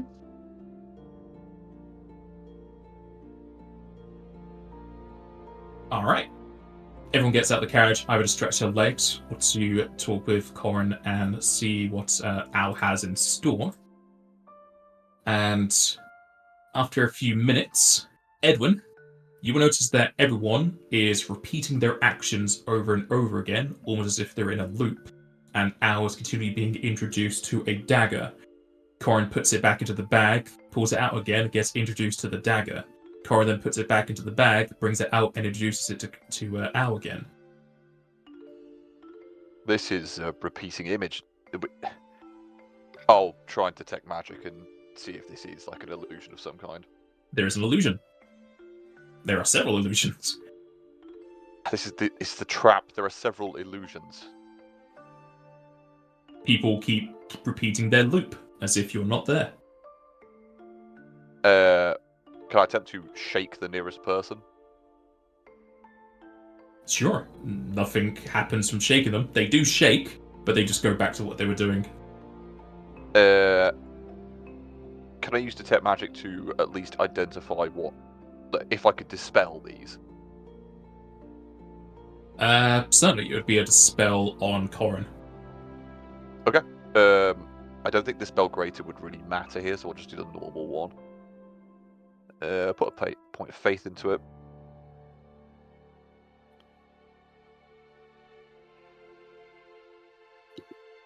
It is coming. Mhm.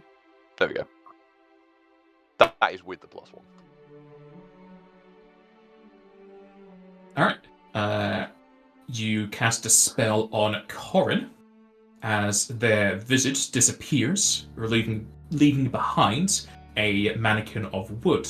It crumples to the ground in a pile, as does the carriage as it turns into a bundle of sticks. And you can also hear a cracking and almost slamming as the wheels from your wagon have been taken off. Everyone who was in a loop snaps out of it as they see the place in disarray. How long were we here? It's been about 30 minutes. So we were stuck in that illusion for 30 minutes and they've taken the wheels off. Okay. The wheels haven't gone far. They're like probably a few steps away from the wagon, so it's going to take time to put them back on. Damn it. We've What been had. happened? It was an illusion. Alright. As you can see, and I'm just going to gesture at the wheels. With this illusion, is it something they would have had to cast nearby, or is it one they've just left here? Because they must have been here, right, to take the wheels off. Your mind would have been preoccupied with the looping. As for where they would have cast it, you never saw them cast it. There's a good guess that they would have cast this elsewhere. Then this mannequin would have came to you and cast another illusion through that. Right, okay.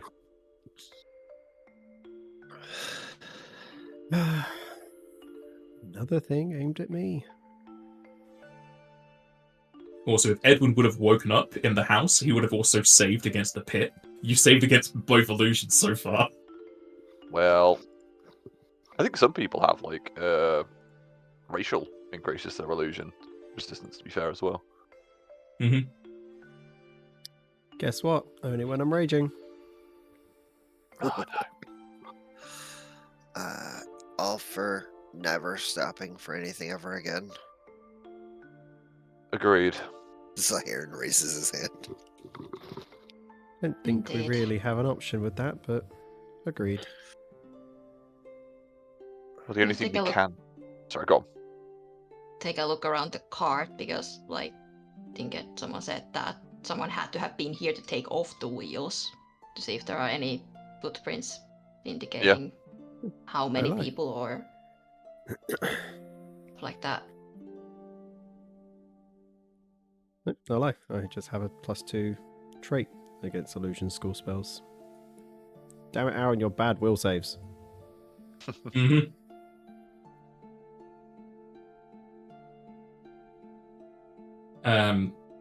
If you look around, there'll be very small indentations in the ground, but they seemingly are from more of these sticks. So they were physical illusions, because the mannequin was a thing, it was made to look like Corin. Okay.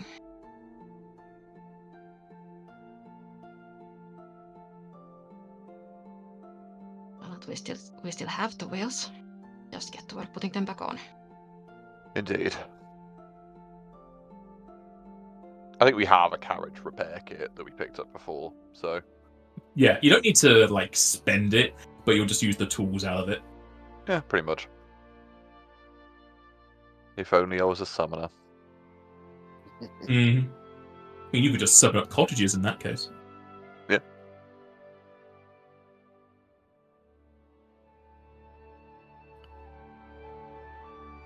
Alright. Surviving through the illusion, thanks to Edwin. Would have been many hours if you didn't save.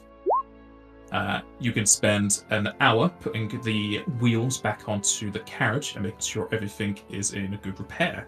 Nothing interrupts you during that time, as it seems like this illusion was more just to waste your time in the hopes that something else would happen, or just to slow you down.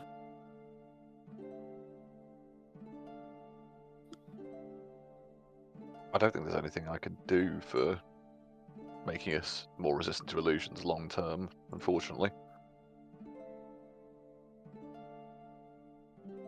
I mean, you could always roll for those dragon bone sticks of yours to see if you'll get will in the day. That's a very good point. I was just thinking the same thing.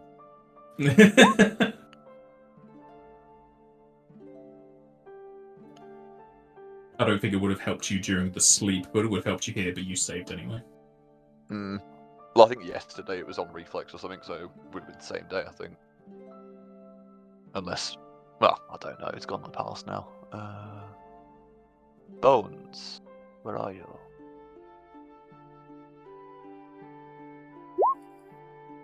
Fortitude. It would have mattered. Alright, with the carriage repaired, are you going to sail back up and continue on your way to Scorchhaven? Yeah, Believe would have so. thought so. Yep. Alright. Well, hopefully not keeping an eye out for illusions so we don't see them, but yeah. You will continue on the road. And as you do so, we will have our break here. Alrighty. Okay. Duron.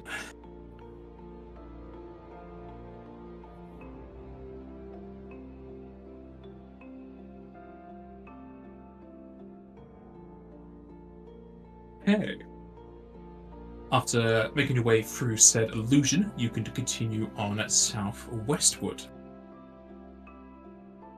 However, the halting continues ever more as you come up to a sort of crossroads in the road, though really it's the Scorchhaven in the distance. An old path leading off towards the west, seemingly to old derelict ruins in the desert.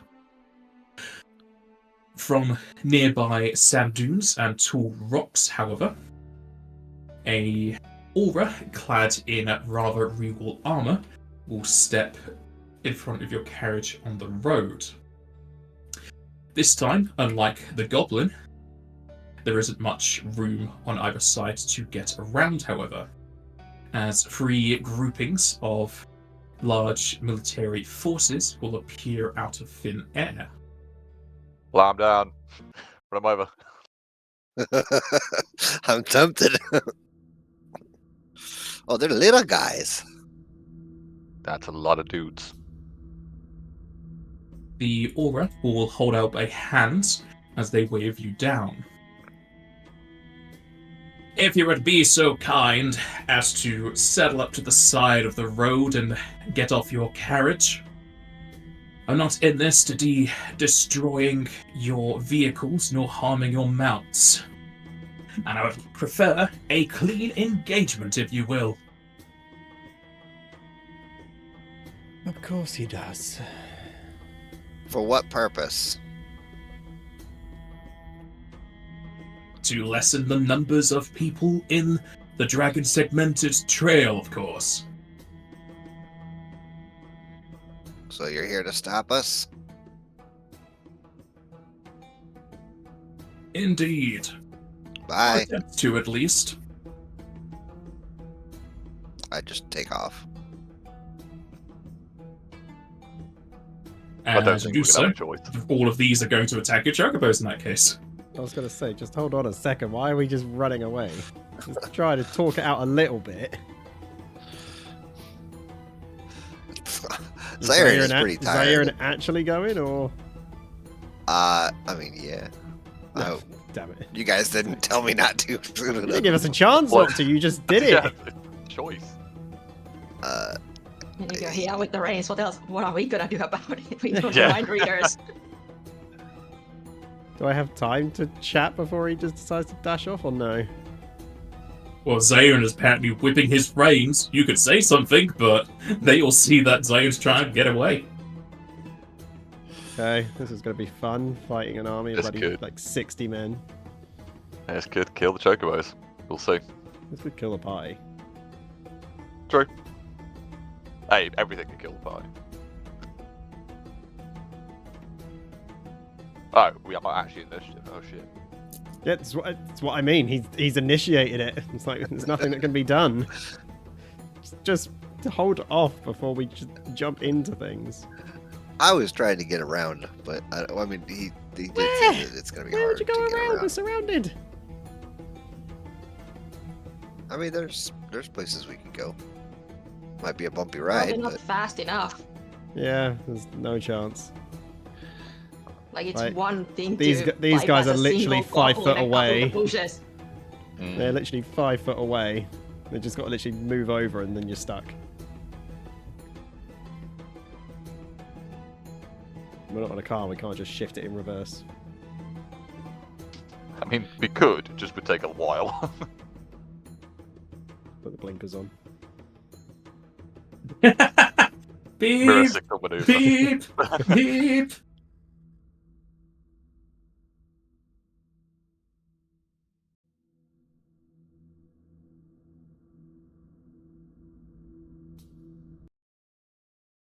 do the chocobos need an initiative?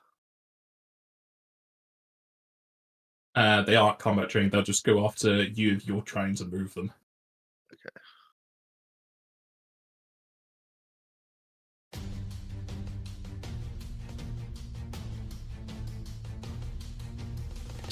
I don't really know what's the best strategy here, to be completely honest.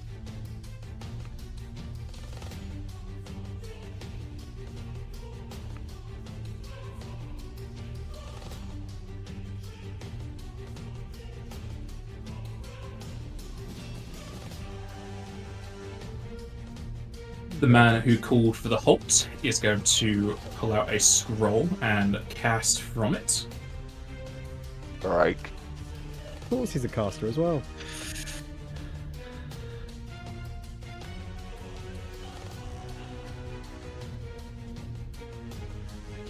I just use my hero point to do some timey-wimey shit and just revert back.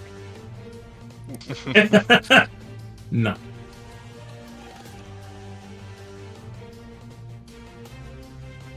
However, both your chocobos will save. Beautiful. Good job, guys. We don't know what that is because, of course, we can't spellcraft from the scroll, can we?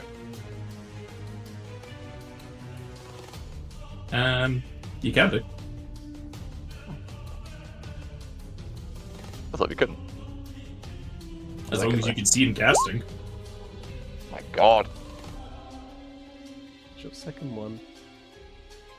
Mm-hmm. Can't fail on a skill check though. It was Slipka. Okay. Good to know.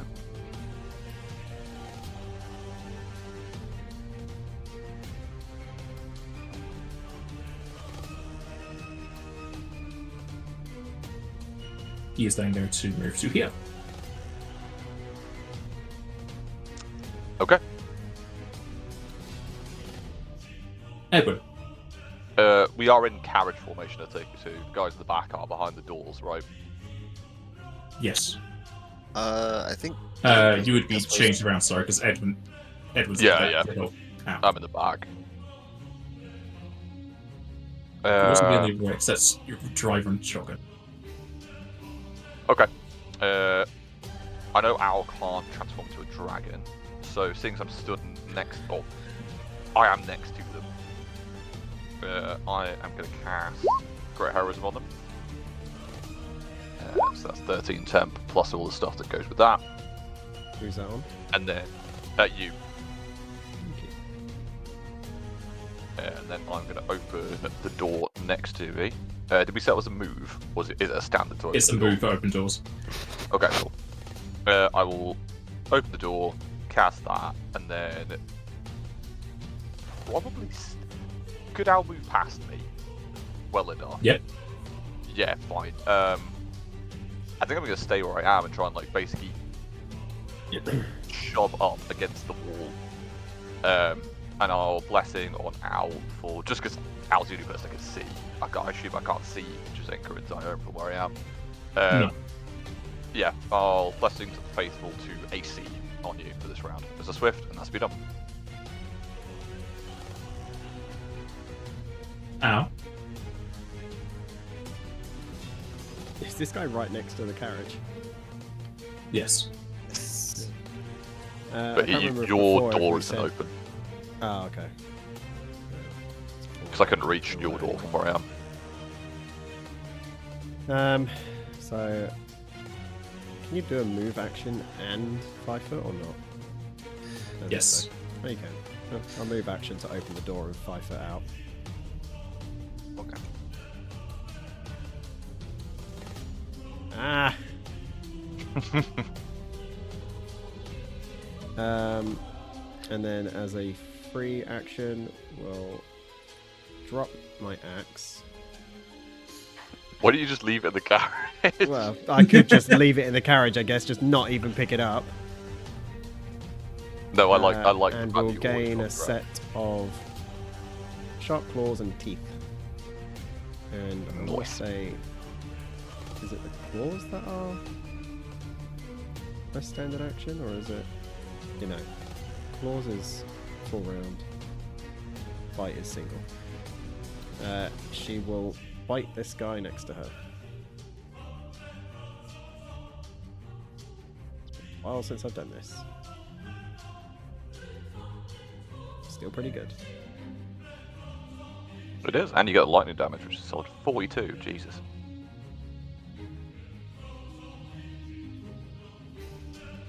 One away from a 20. You will bite into the fella.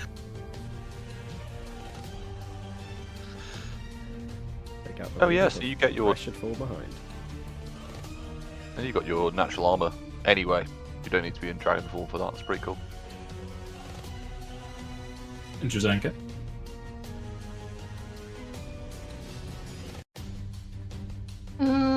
Cool. Okay.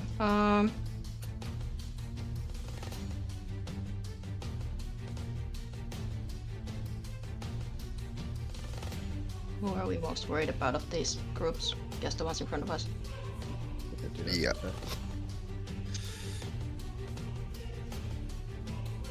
In all fairness, I think the Enough. these guys are troops, aren't they? Yeah. So if Jazenka could do that, that'd be good. They are indeed troops. For some reason I have two of these. That's fine. That's plenty. I will throw an ice storm right there at these guys. Maybe move like one up so it just misses chocobos. What's the duration on that? Round per level. Okay. That's terrible on the damage, but it's not really what it's about. It's fine.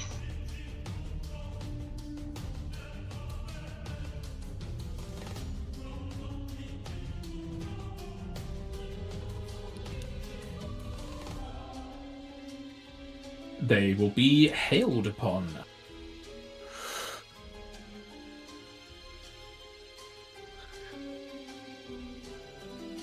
Mostly about limiting their perception and making it difficult terrain for them. Alright.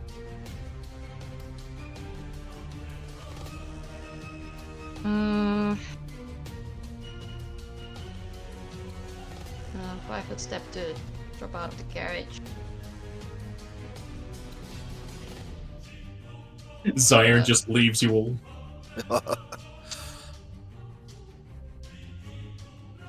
I mean, that's if he wants to do that, that's fine. Sure, I'll give Zyron blessing to kills. Just like it is kind of important to get the bird out of here. Yeah. We can handle this. At least for now. Still have a move, so I am going to Where is it? Ice Heart.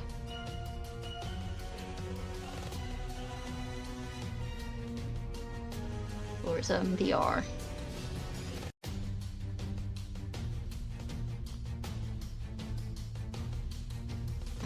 Think. That's it.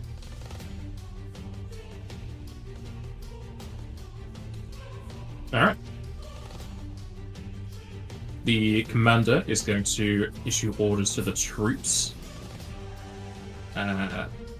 Only Zyron understands him as he is speaking in Ignan. As he tells two of them to focus on Al with him, and the other to go after the Ronso and to use their flats. As these fellas are going to move.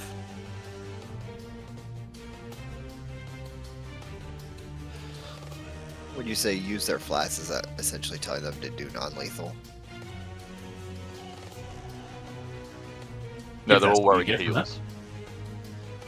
Say again, Napaz. If that's what you get from that. Oh, okay.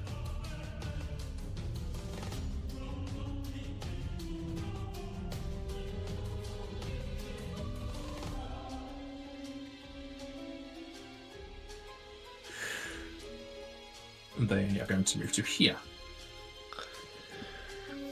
That's double move.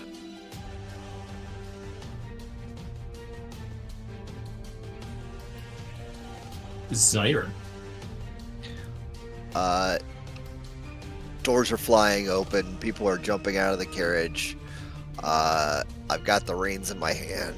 I'm going to use my action to move the chocobos up out of the way.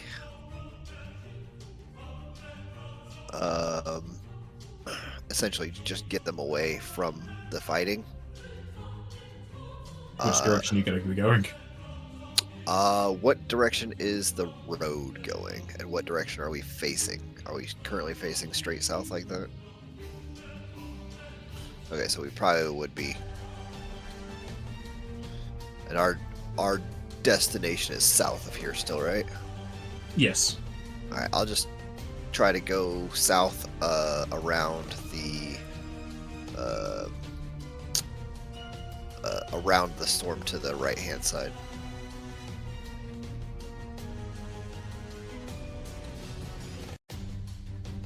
So, are you going that way? No, south and around the storm to the right hand side. So I'm going to go off road. I think if we go straight down, you should be able to go by it, Yeah. like barely, just like because it was like right around here. Like that. Be able to just go around it. It's just difficult terrain. It doesn't hurt anymore. Right. I'm just going to head off down this way, essentially, around the storm. Okay. Roll me handle animal. Not drive. No. It's handle animal for vehicles like this. It's Vehicle. drive for mechanical ones. So I don't have a button on that. So I need to go into skills. the blessing for that. I'd already take that on. I had to make a fourth one. You can Not just, I just not a have them separate stack blessing, on one but bluff. yeah, I had to make the fourth little box to take handle it. We have a lot of buffs. So many buffs.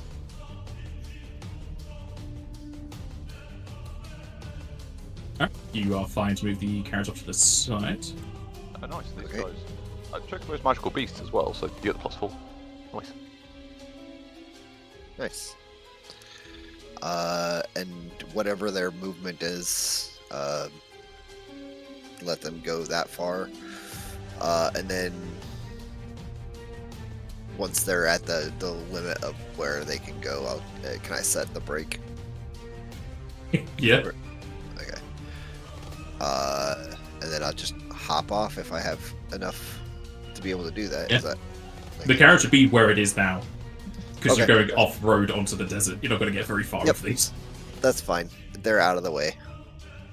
So that's it for me then.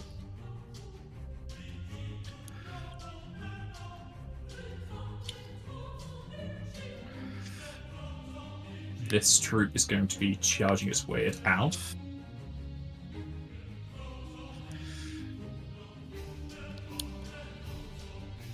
I want to swap places with Al.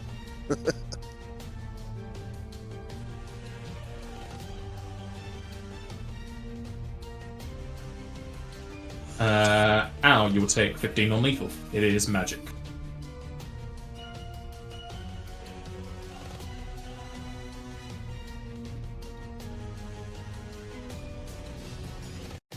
Do those people count as a swarm? They count as a troop. Okay. It's a larger swarm. It's a big swarm. The other fellows will do the same onto Drazenka. Drazenka, you'll take 21 on lethal.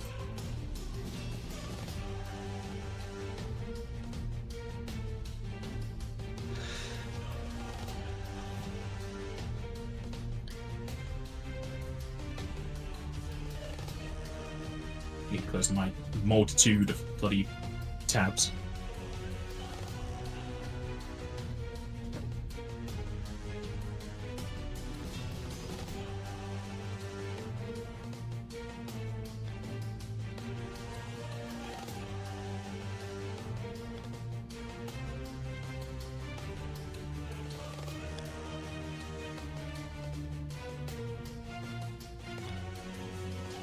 This fella is going to 5 step to here. And is going to swing his light pick at Al.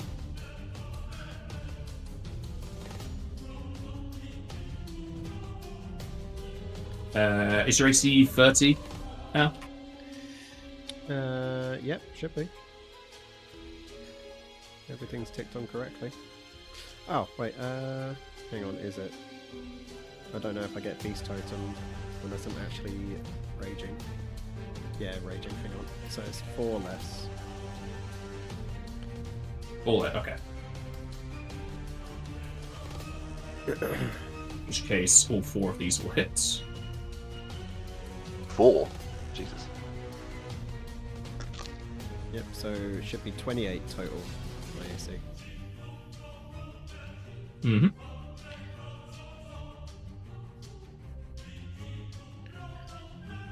And 21, is that against me, yeah? No. That 21 was against Jazenka. I haven't done yours yet. I'm still writing it out. I need to double check how these feats work.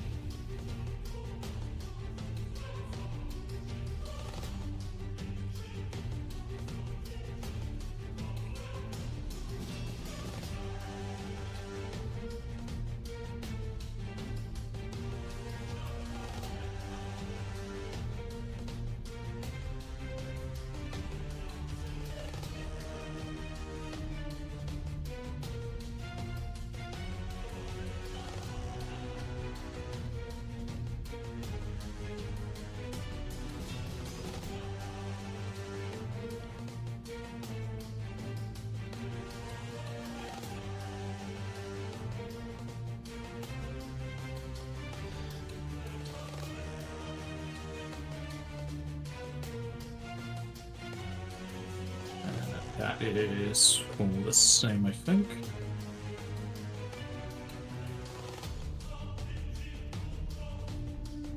Alright. Al, you take 64 non-lethal, which is magic, and then 15 fire and 13 ice, which are also non-lethal.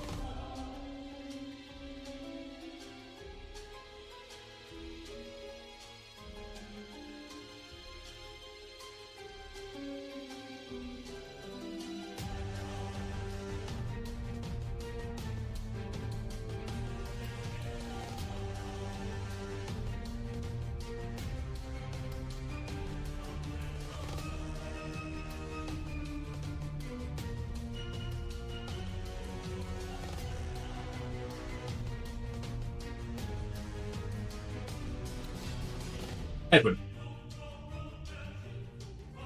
Okay. As Zyra's moved this, I'll step out because the door's open, and when he gets to there, so I can actually see people. And I am going to cast, at the very least. Jozenka's been hit as well, haven't they? Yes. Yeah. Okay. I will chuck. That's the wrong spell.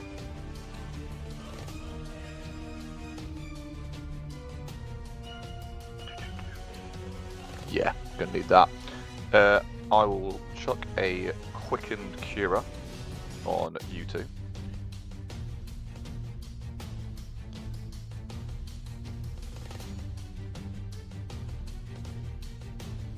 That's right, maths. To heal you up. You'll also get. Actually, no, I'll use that on a different thing. I know, I'll activate the fast hitting, so you will get fast hitting 3. I won't use the temp one on this one. Actually, no, fuck, okay, I might as well use the temp on this one, so you get 6 temp as well.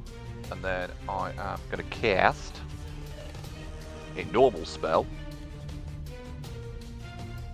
What do we want? Sorry, I was trying to think of what to do, and then it went all out the window very quickly.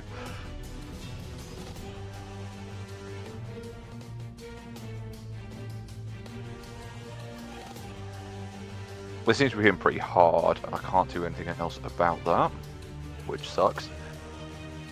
I might as well start trying to take some of these guys out. Jozenka hit the one below us, right? This one here? Yeah, I hit them for a little bit. Cool. I will drop. I think it's 6th level. Yeah. Flame strike on them.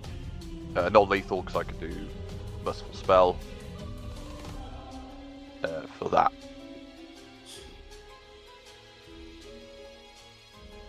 I don't think I have anything else that's better than that. No. I thought I had holy, but I don't. Oh well.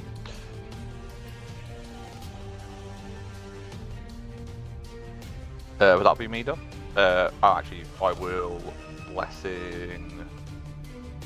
Pretty alpha AC again, and that's me done. Oh no, I can't because I've quickened the spell. So yeah, turn is over. They will fumble their save. Beautiful.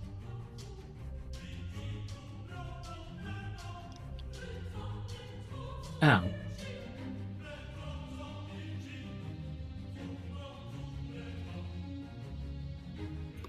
I'm about to give As you a a flanking. swift action, I will give myself skill toughness. Nice. Did you say you're going to try and give flanking? I'm about to give you flanking. Okay. It won't affect what I'm going to do this turn, so I'll just continue what I'm going to do. Al's going to breathe in deeply and let out a breath weapon in a straight line hitting the other group. I'm assuming straight line would just hit all of them as well. It doesn't have to be a cone. Yeah, it'll work. Nice. Nice. However, it's not 1d8, sadly. It is 1d6 per level. You got it.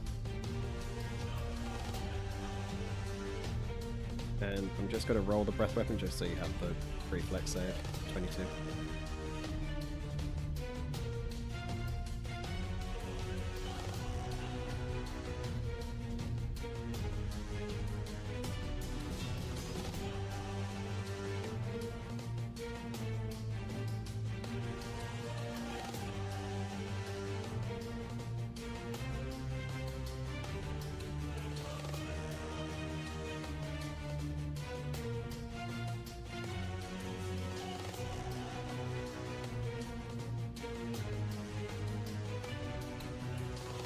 Ooh, spicy.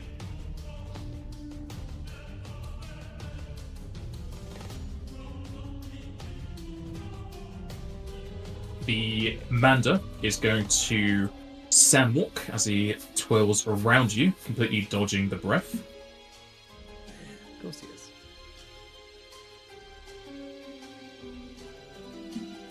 The troop at the back will fail their save. Al will Would fly like to up see. this way, and that'll be the end of the turn. As you fly up there, the other fellas can do the same and attack you. Yeah, of course you've got to step up and strike. Great.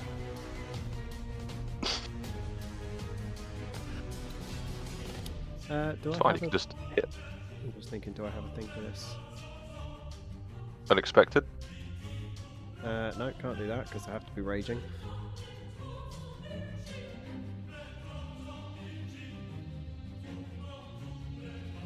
No, sadly he just doesn't. If he triggers an attack of opportunity from me, that'd be great, but no.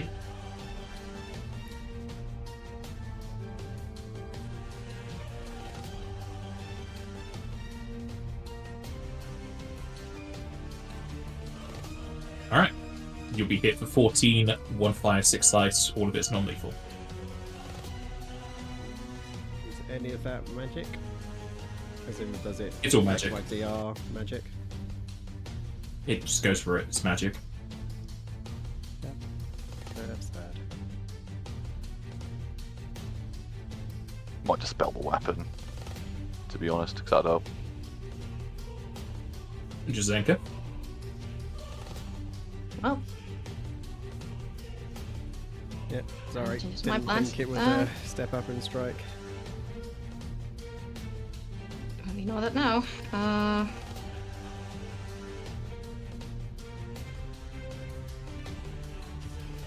just gonna have to take the opportunity attack that. Whatever.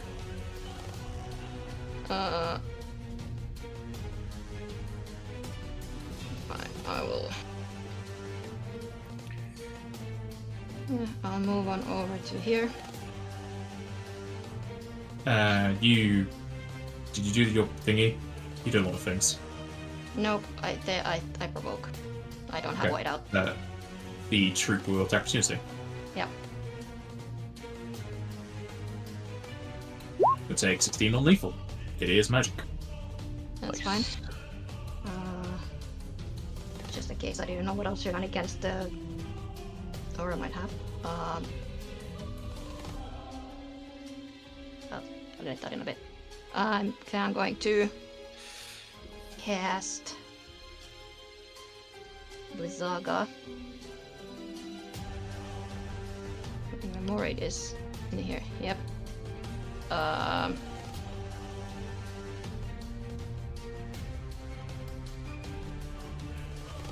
get almost everybody without. Yeah. Throw it right about here. Selective to avoid Ao and myself. Nice. And wait for roll 20 to stop being an ass again. This will also be non-lethal.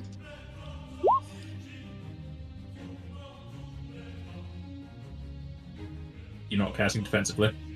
I don't have to. I don't provoke. Okay. Yep. Clerics just apparently don't keep Divine doing something something. I think it's divine spellcasting. Wonderful. Divine something. Yeah, it's divine spellcasting. Yeah. 30th level no longer provokes attack opportunity when casting cleric spells. However, my roll 20 fucking froze, so that's fun. I'm gonna have to reload. Do you say there's non-lethal or not? It's not lethal, yeah, I have merciful. Okay.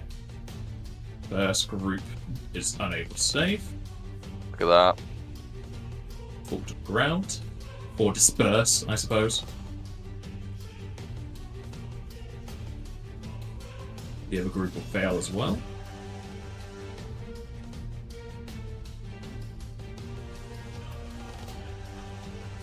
As will the other. As that troop will also disperse. Very nice. Efficient. I'm gonna run my sheet loads.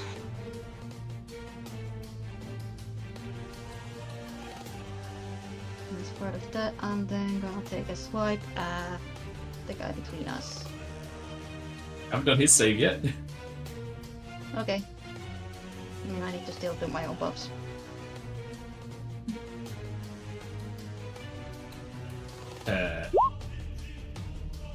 Is he gonna roll? He's also gonna fail his save.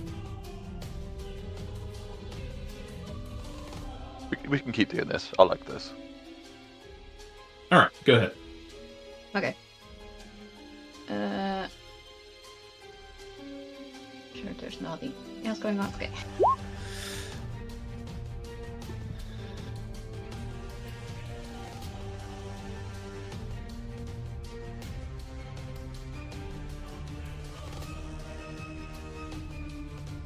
As bring your sword down, he is going to swing around and smack it away with his ice pick. As he will parry you. Okay. So he uses immediate, so he can't riposte though. Well, I only get the one attack with this, so that's fine. Swift action, blessing to AO to AC.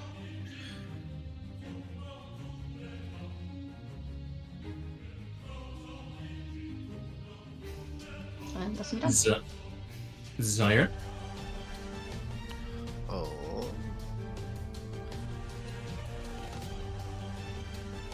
How far can I get? I can get all the way up there. Alright, I'm going to stand right there. And I'm going to do a single attack against all adjacent foes. Not all adjacent to me.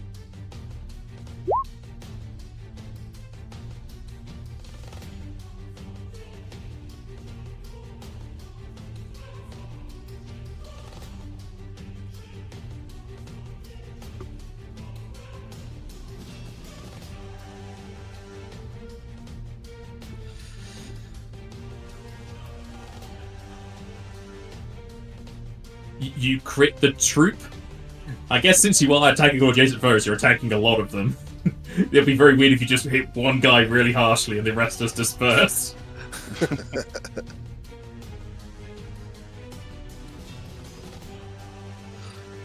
This is lethal, yeah? Yeah, I don't have a way to make it non-lethal.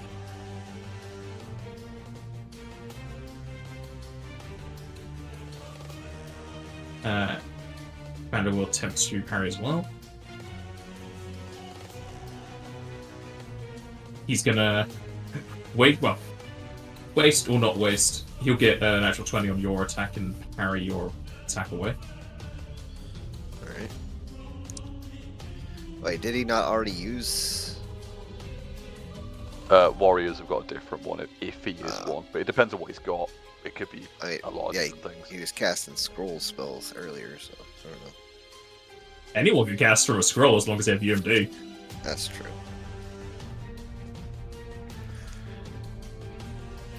It's just he can't do more than one parry unless he has specific things. He's also already used his immediate, so he can riposte either you or Jazenka.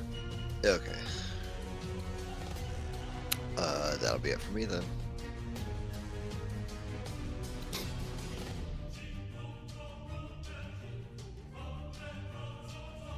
this troop is going to attack Al.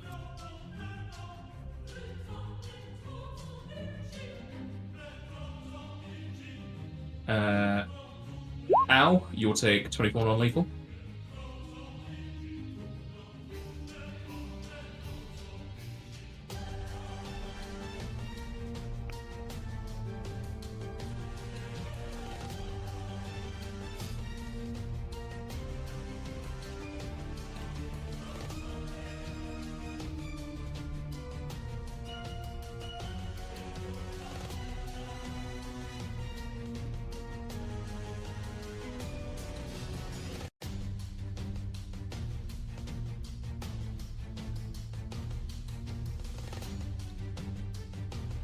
Is it me or the radius just staying there?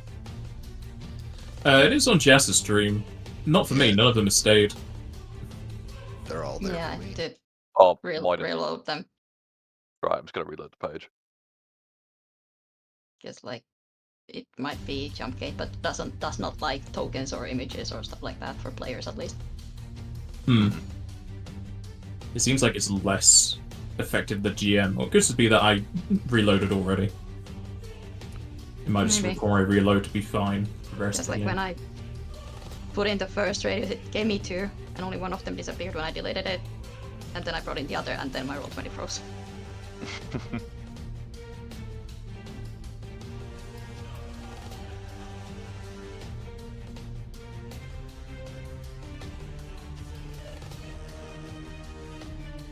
There might still be bugs in the system.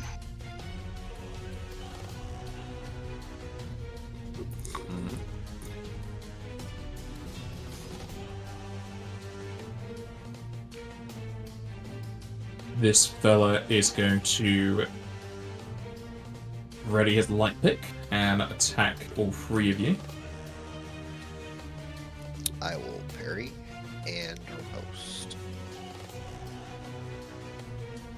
And I'm going to add a D3 onto that from Mode of Time. On the parry, or sorry, I should have said it before I rolled it, but on the parry check. But not that I need it. Hopefully. You will successfully parry and also get your riposte in. Alrighty.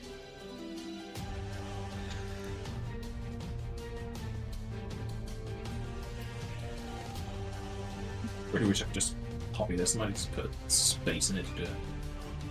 Also, why did it put that weird ass copy? I don't know if that prevents the whole attack from happening. No. You just stop his one attack because his is separate. Yeah. But it's a single action, right? From what he's doing is, yeah. So I wouldn't know if I would parry the whole thing or just the part that's against me. Just against you. Alright.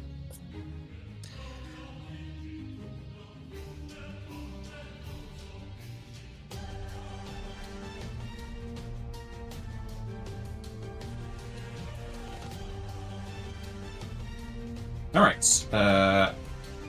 Al, you take 16 damage, 2 fire, 2 ice, all non-lethal, need a fort save. Jazank, you take 17, 4 fire, and 3 ice. I need a fort save from you as well, please.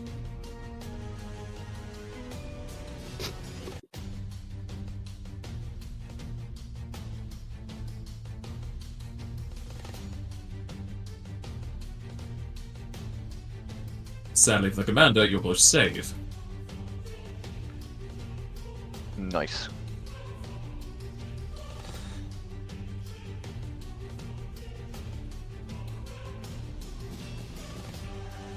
And he also can't do that because he's now his Swift.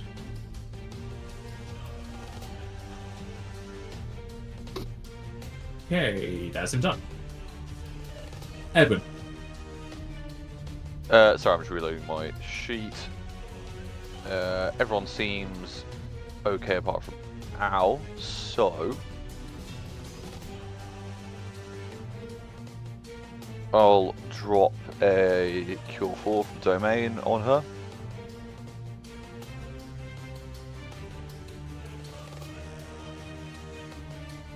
Remember, you do have fast healing as well. I know it's only 3, but it is what it is. 51. So that's that domain spell gone. And swift action, blessing to attacks on. Oh, go with Zyron, because they're closer. And that's me done.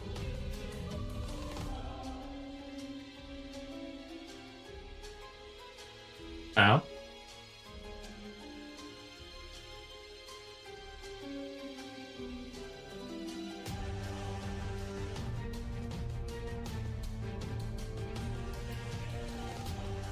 Does anyone remember what my health was before? Because I accidentally pressed an extra number.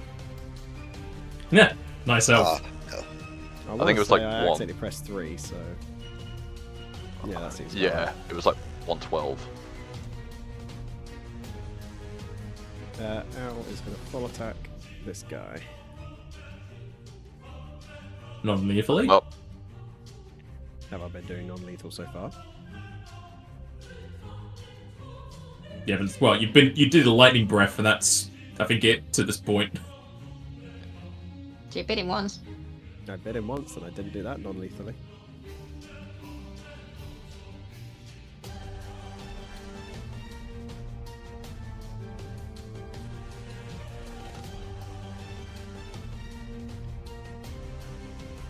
He's going to attempt to parry. not allowed.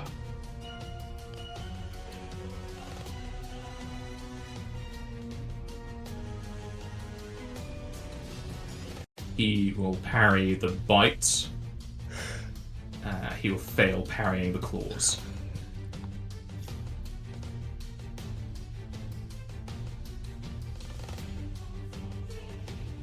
Is that it? That's it from Al. Jazenka.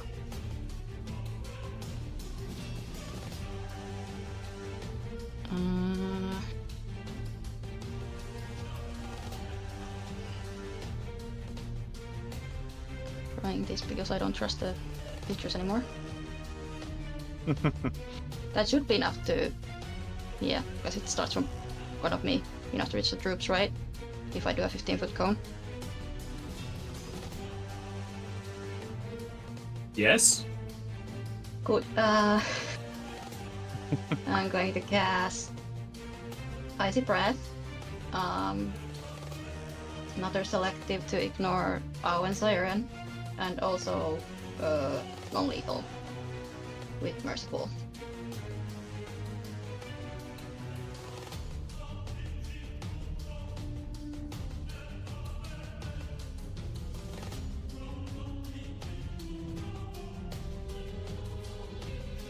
He is again going to sandwalk, and that's around it. Take nothing. Sure.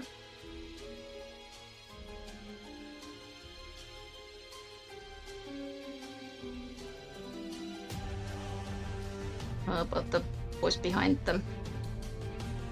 Mm-hmm. They will also save, but they're taking some damage still. Okay. And following that up with my sword slash towards him. And they will disperse. Okay. None of them should be dead. If we're on our tops, right? But yeah, okay, then... I don't know, some of them are dead from the other people. Like Al. I never hit them once. And because I had Siren. Minor breath. It's still going to kill some of them. Well, If this guy doesn't want to end up the same, he should surrender. Oh, yeah, gonna slash. This is also gonna be non-lethal. Jesus. It's a big non-lethal.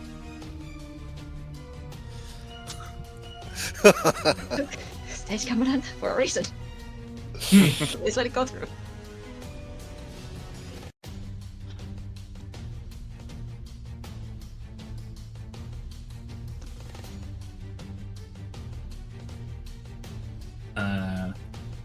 He has ran out of parries.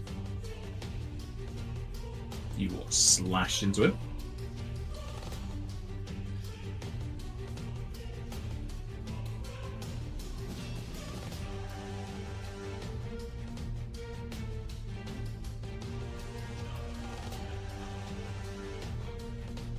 And with that, he's going to fall to the ground.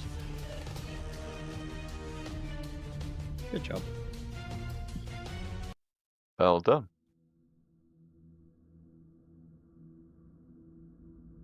I'll drop another domain on Owl. It's my last 4th level one. Just to boost him back up a bit. You'd fast heal for like 2 rounds as well, but that's it. Well, it seems like those stories of an army out here are not exaggerated.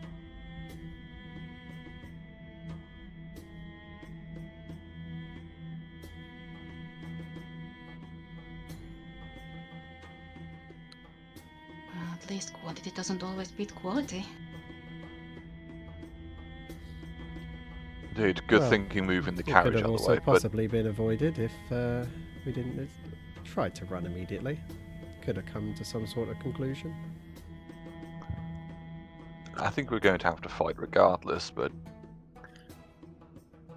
I see your Perhaps. point. But it could have come down to just maybe a duel. Rather than having to take out their entire army. It's embarrassing on their part. Well, we've done our best to minimise losses. Just to be Last clear, Opened with hostilities. indeed. What kind? You said this guy was wielding a pick? He's wielding a light pick. Light pick. Hmm? Is there anything special about that pick of his? I can have a look for you.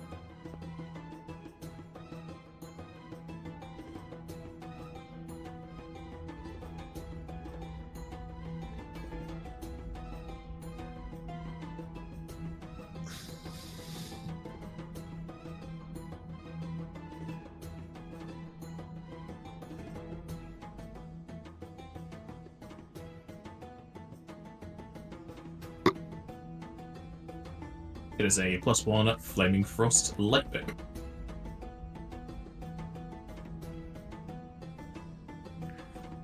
Does this person have... They're an aura, aren't they? The other aura, yes. Do they have, like, a backup weapon at all, so we don't just leave them? I'm assuming, for the sake of argument, there are, like, other soldiers around. He's not just on his own now. That just knocks out, or whatever. There's a lot of them either dead or knocked out around you. The others would have scattered. Okay, so you're not on his own. I mean, we'll take... Is there we'll a take way to that. tell what his class is from the way he was fighting? Can they do Local, like a I think. knowledge local or something like You would that? have had to ask for knowledge local whilst he was using things. Oh, okay. There's a good guess, possibly Fencer. Yeah, that's what I was thinking. Some sort of fencer, Yeah, maybe. especially since he was using UMD, which is a charisma skill. Well, I think we take the pig, so he can't come after us with it again. As long as they've got some kind of other backup weapon. I mean, they're quite capable. We can always sell it back to him once the DST is over. Exactly. Yeah, we'll pick all that up if you don't mind popping that in the group loot, Al. Sure. It certainly seems like we're being targets for people who are trying to make their names, or simply to clear out some of the other competitors. I get the impression that this section is to make sure that whoever gets to the start of the true DST is worth it, and there aren't the numbers there were back at the manor. It would be just an ambush point. It is a good safe bet to think some parties will travel through here. It might not be about us specifically, but just thinning out the numbers of competitors. That's what I'm thinking. You've also only been attacked by like 4 of the 100 plus groups. No, it just seems like it's happening fairly often at the minute. Shall we just move on though? We haven't got time to be wasting. Agreed. Al, you have healed 49, by the way.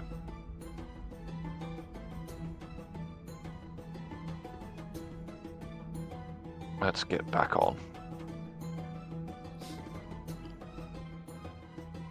You say you took all three of his weapons. Just the pick. I think we leave the punch dagger. Yeah, Yeah, that's fine. leave the punch dagger. We're taking I the think crossbow that's as well. fair. Yeah, sure. Why not?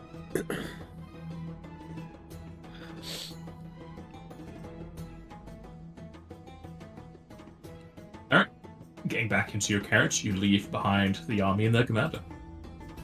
Alrighty.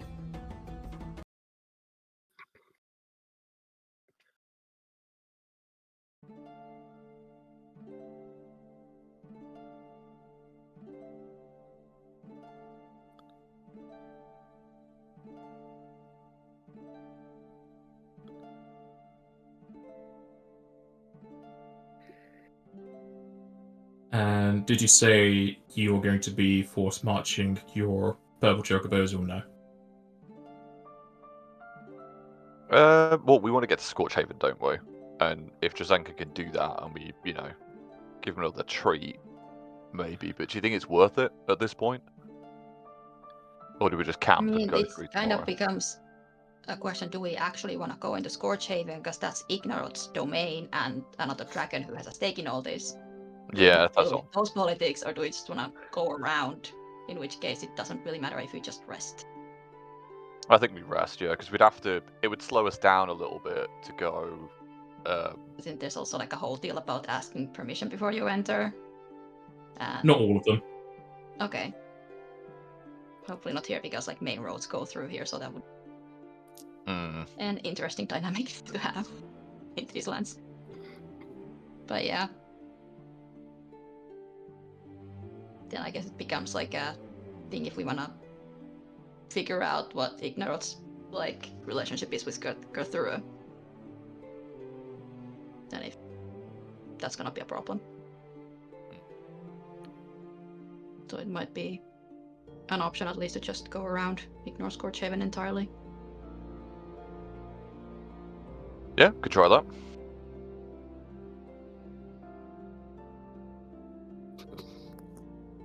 How's Aaron feel? Frustrated, but willing to do not with the resting thing, but just frustrated that this is all happening to us when we're just trying to get somewhere.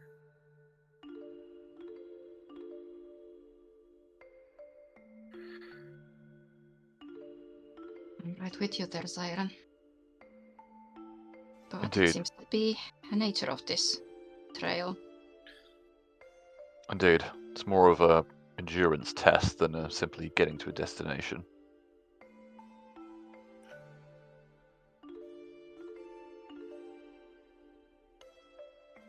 It is also worth to note that most of our assaulters do not know our personal circumstances. It might be an option to let everybody know that we won't be a threat to them for a while if they just leave us be before the competition proper starts at Fist Track. It might dissuade some, but others would be encouraged, I would think. See it as a challenge. Approach it case by case then. It might also be a boon to them to know that we are taking quite a few detours.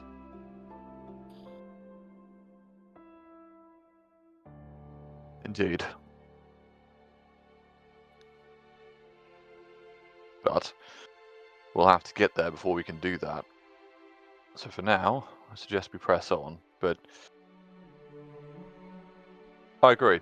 Are we going to... I think bypassing the Dragon's Domain, if we can do it, would be good. But I understand if that's not possible.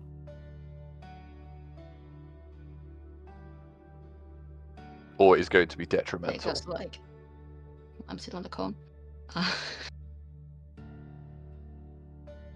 So, like, 4 days of travel to go around, right?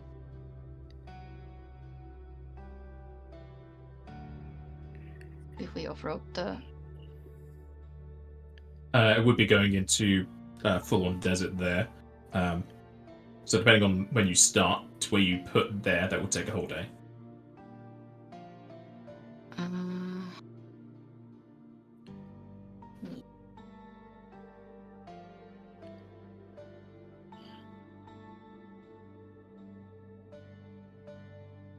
So I'm thinking if we go towards it at least, like stick to the road, but then if we do need to if we're finding signs that we're going to get problems, we go around. But also,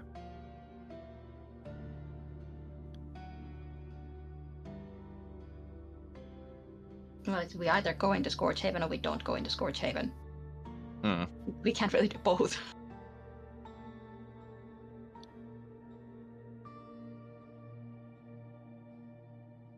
Like, on the other hand, too, like, it is a city, a settlement, has relative safety compared to camping out here in the open. Exactly, and we can sell some things, pick up some supplies, things that we want. And I hear it has hot springs, so there is that.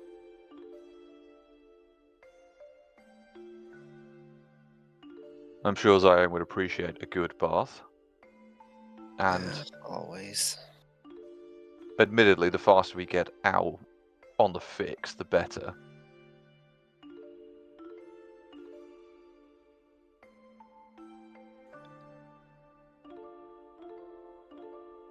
I'm going to change my mind. I'm going to vote to go into Scorch Haven. Now that you think about the springs. No, I'm just thinking, yeah, well, pretty much. That's my vote. Disaster.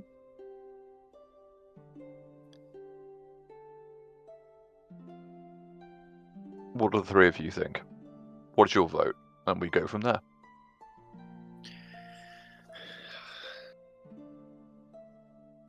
I'm okay either way.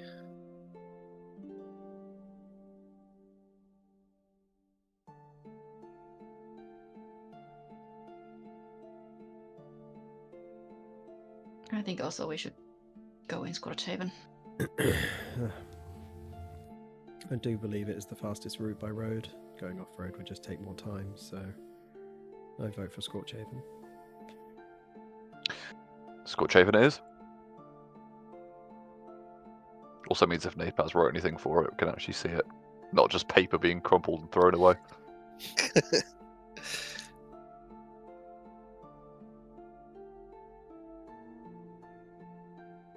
Sadly, I don't think you'll be picking up on the microphone and be crunching up with paper.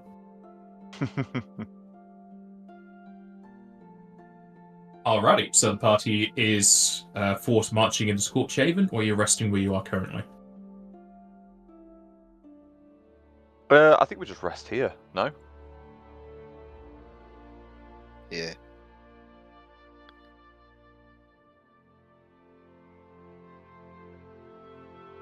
Ow. I'm fine with forced marching, if we've got the capacity to do it. Zenka, are you going to make a tie, or are you going to force them to sleep? I'm just gonna, this is not my vote, I'm just gonna let you know that I do have back my calming touches, so that's an option. But I'm also fine with just rest.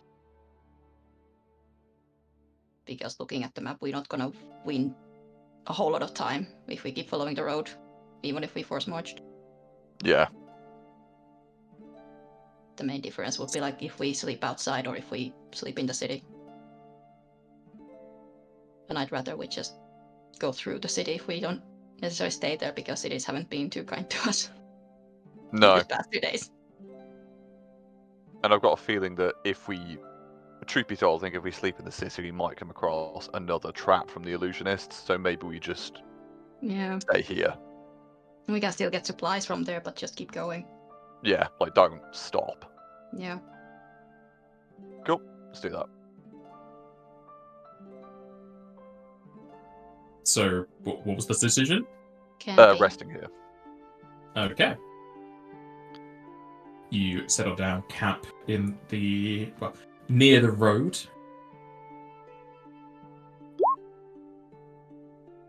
Zairan and Ow, I need you two to give me a perception, please. Oh boy. Here it comes, the best perception. Oh, that's not a perception. Cancel. Perception. There. Best perception of the game right here. Yeah. You got it. Believe.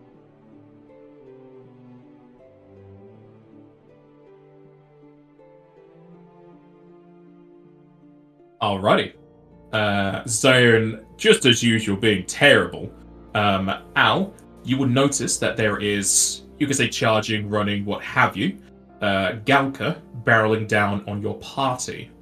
They are almost nude except for a loincloth around them, and their skin almost singeing with a shadowy red aura. What do you do as you notice Finn coming towards you? Here we go again. Siren, incoming. Should I just run the chocobos? The chocobos are They're all currently asleep. Oh, shit. Oh, I'm sorry. My bad. I'll wake everybody up. I will move towards. Alright. Is Zion gonna, like, tussle the people or shout at them? He's gonna go shake Drazenka first and then Edwin. It'd be the one, so Drazenka, as Al gets closer. From where you are, just because of how you moved, we'll say this is only going to be affecting Al. The madman comes charging forth as their body erupts into a massive shadowy silhouette. It creeps over the canopy as it casts a shadow over the camp. The campfire douses as Drazenka and Zion can see this mass form, as you see its energies seep into Al. Al, give me a will save and a fortitude save, please.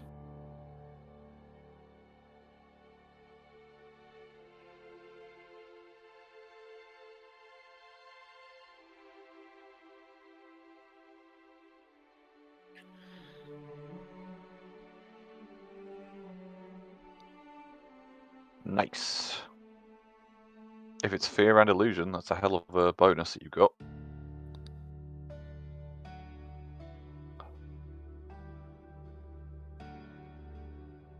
But it might not be. Could be anything.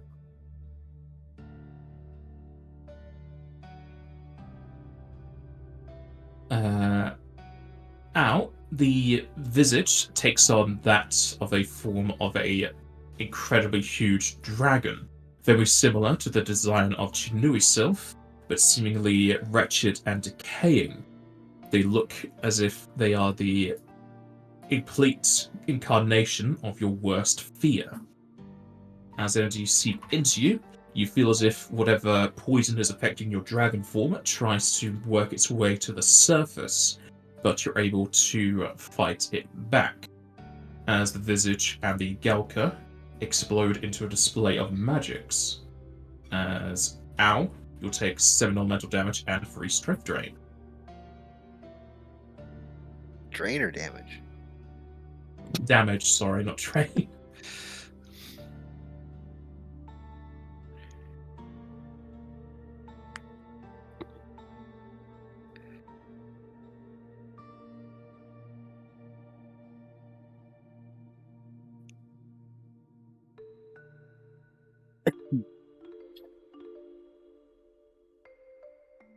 Al, are you alright? What happened? I was probably in a cold sweat. Did you not see it?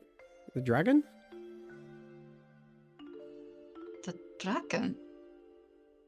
No, I was just able to see something rush towards you and a massive shadow. You say there was a dragon? Yes, it's coming. She just sort of breaks down in a cold sweat.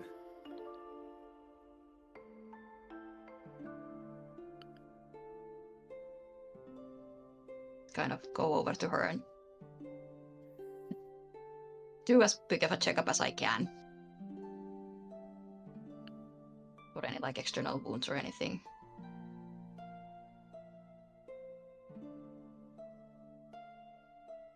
Did it do something? How do you feel?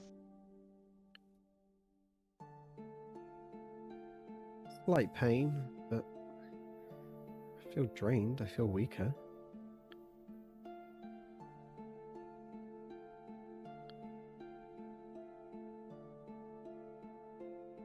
I does anybody detect magic for any lingering effects?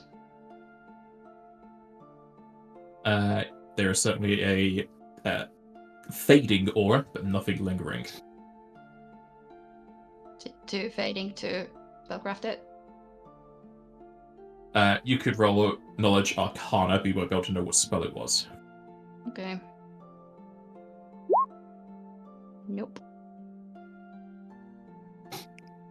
You don't know what it was.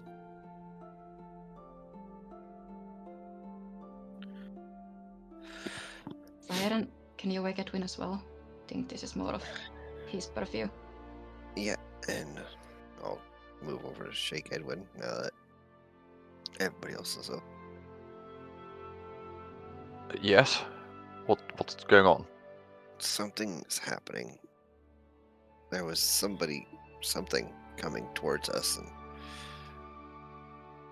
exploded into shadows, and now Al says there was a drag. I don't know. Sort of push himself up and get over. What do you mean? A dragon? Here? Surely this is against the rules of the contest, unless it's completely unrelated. I didn't see the dragon. Let me have a look. Ow. What's going on? Explain.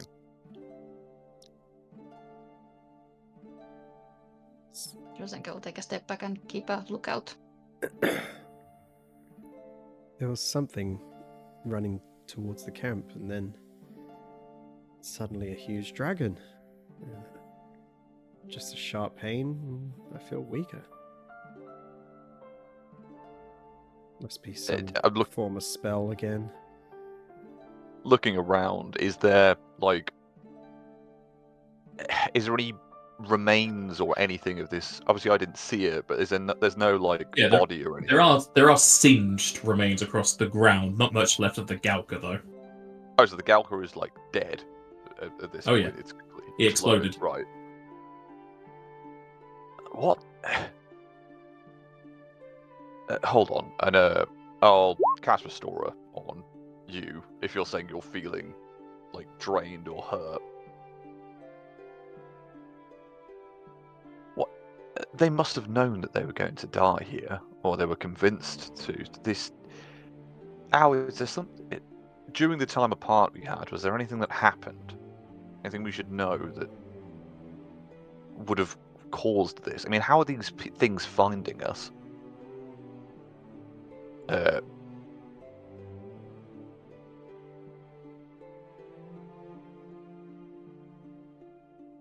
while Al formulates that, I am going to ask Trazenka to give me a hand detecting magic to see if there's any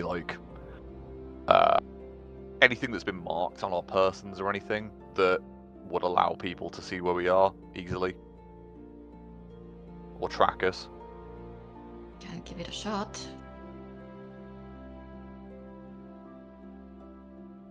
But Al is muted, so I will never know. You're asking how I know how these things are still finding us. It's completely out of my control. Why they're continuing to target me, again, I still have no idea. I'm not saying you are the cause of this. I'm just wondering if you came across anything in your travels or are aware of something that would mean that people would be targeting you. Correct me if I'm wrong here, and I'm just saying this to everyone. This kind of attack is outside of the rules of the Dragon's Tail. She saw it. It was clearly visible. So as long as it's seen, it doesn't matter. As long as you're able to interact with the thing, it's allowed. Right, okay. If they're invisible atop a mountain, you'd never know they cast a spell on you, that would count as assassination. Right, but if you ran over to someone, if you poked someone awake while they're asleep just before you coup de grace them, that's okay. You wouldn't be able to coup de grace them if they're awake, but kinda, yeah. As long as they're aware of the situation. As long as you have the ability to defend yourself. Okay. If you're in a fight, they put you to sleep and then they kill you, you would have been in a fight, that's allowed. Right, yeah. Fine. was Okay. part of the rules about sportsmanship too, just so The sportsmanship is more for scoring than anything else. Yeah.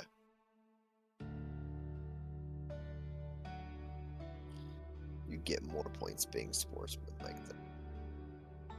Than not. Yeah. So if you like intentionally manipulate the rules to where it's like, okay, you're awake for half a second, but now you're dead. So I was in the rules, haha.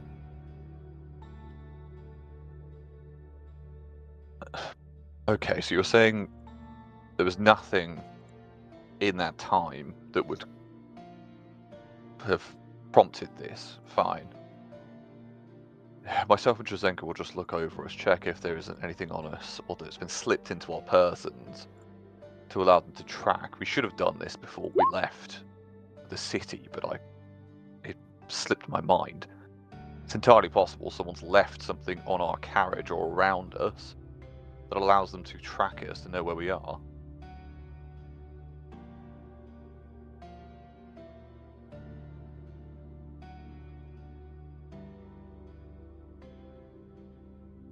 How are you going to go about doing that? Just going over basically everything we have, like laying it out. This is the night, right? It's not the day. This would be like 4 a.m. Yeah, so probably just laying out everything we have and detecting magic. I was going to ask Drazenka to help as well, Yeah, if you I'll can. assist you on that. Yeah, just going through it and basically saying to the other two, is there anything, like, can you go through your equipment and your packs and just see if there's anything in there that you don't remember putting in there, basically.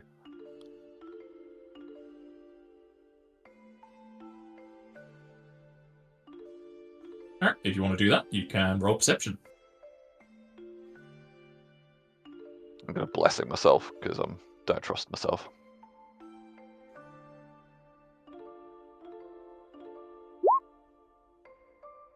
Sorry, everyone. I know this has taken a bit of time, but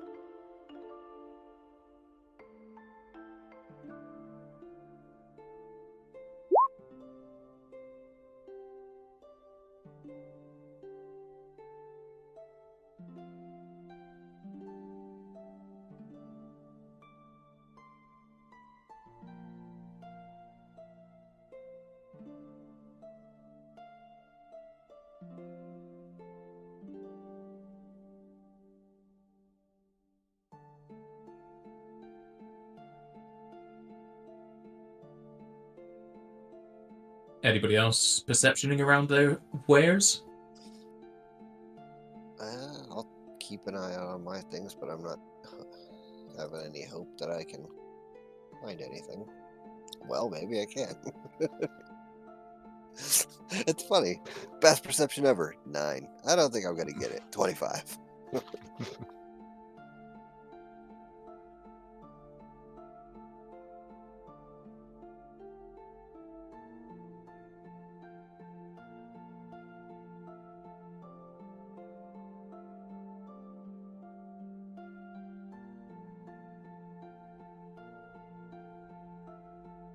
Alright. As you look over your gear, what's in the carriage, in the bags of holding and whatnot, you will find a few of your items have sigils crafted onto them. Mainly 2 of your heat stones and 2 of your manacles. do they... Seeing these sigils, if we bring them out and put them all together, can we tell if these are like magical in nature, or are they... Essentially, can they be removed, or would you have to basically get rid of the items? I mean, they have sigils crafted on them. Or can we determine what the sigils are, is what I'm trying to get at. They're just normal sigils, undescript sigils. They are drawings. Okay. And we And don't are remember they putting these magical? on them. Yeah. You don't Are remember putting them on there, no. No. And do they show up as magical or detect magic? They do not show as magical or detect magic.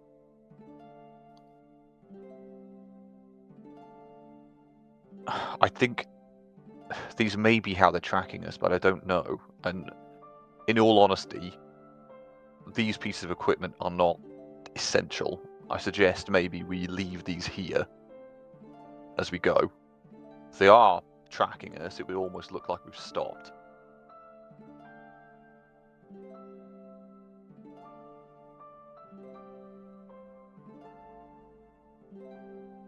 What do you think? Is there like been painted on or carved on, or how are they on them? They are magically floating there, Okay. but they're not magic.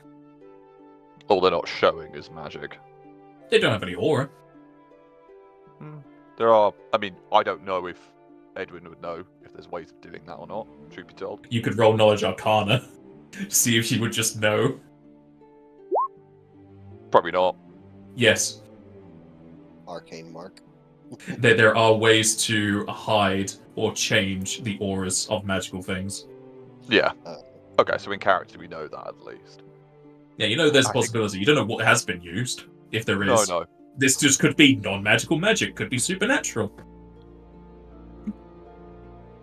But I still stick by the point if we simply leave these things here, or if we could, if we sent these either back or in a different direction somehow. But I don't think we have the means of doing that to lay off our pursuers. As Summon frankly, a chocobo and just have it go until it becomes unsummoned. that was my thinking. We could certainly do that.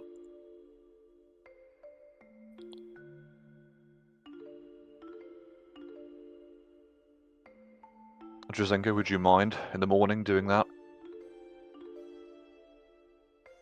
Certainly, that's not an issue. Well, Al, how are you feeling? Has that brought you a little bit more back to where you are? Yes, thank you. Would you mind if I ask the toxin in you? Does it? I couldn't help but notice whatever this was seems to have exacerbated it. You seem scared. Are you well? Certainly not gone. Whatever had affected me made me feel like I could feel the poison coming back to the surface. It's not necessarily that I'm fearful, more that I want it gone. I think the fear Good. only came out because of the spell that was used. You know me, I'm not a fearful person. No, you're not.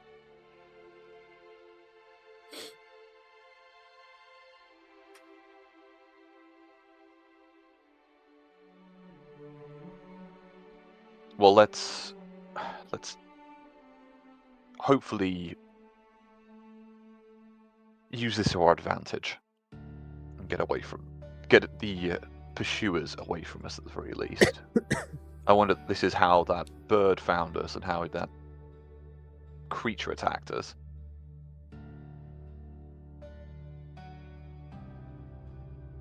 I would hope this would be just random attacks against anyone who happens to be part of the trail, but it's unsettling to think about if these are in fact target. Agreed. And those dwarves did what they did under orders, did they not? They said outright that they were here to do this and leave. The orders are under their own conviction or whatever they want to call it. In their case, I'm unsure if it's about Ao specifically or if it's just about her draconic lineage. Either way, they're still targeting our friends. True. Let's do that then. Get these items away, and as Aaron kindly said previously, stop for nothing we can avoid. If we have to fight, we will, but until we deal with these illusionists, I feel we're going to be hounded. Al, what dragon did you see? I assume it was the illusion, but was it one we know? Took on the form of Chinui Sylph, but in a much more rotten sort of form. That doesn't ring a bell for any dragon I'm aware of. And Chinui, as far as I'm aware, is the largest dragon and oldest out there. Do any of you know of anything else? Any other dragon of that size who fits that description? Not out right now.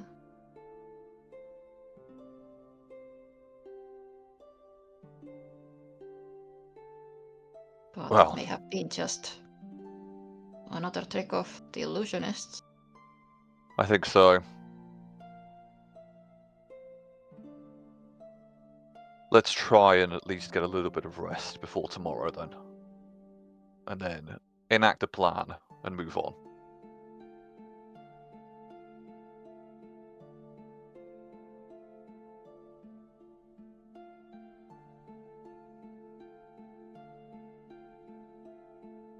Is the party heading back to sleep?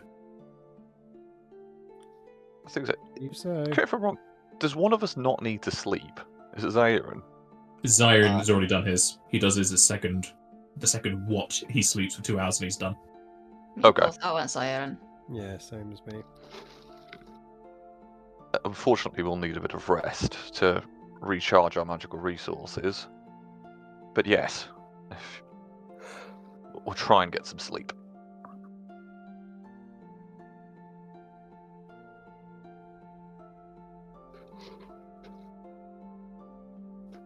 Does Ao have a ring of sustenance, or is it a different thing you've got for your sleep?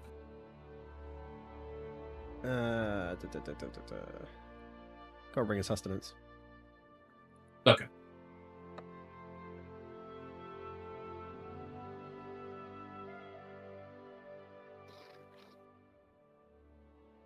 The day will pass into the next, and it is quite foggy, which is going to make it go even slower.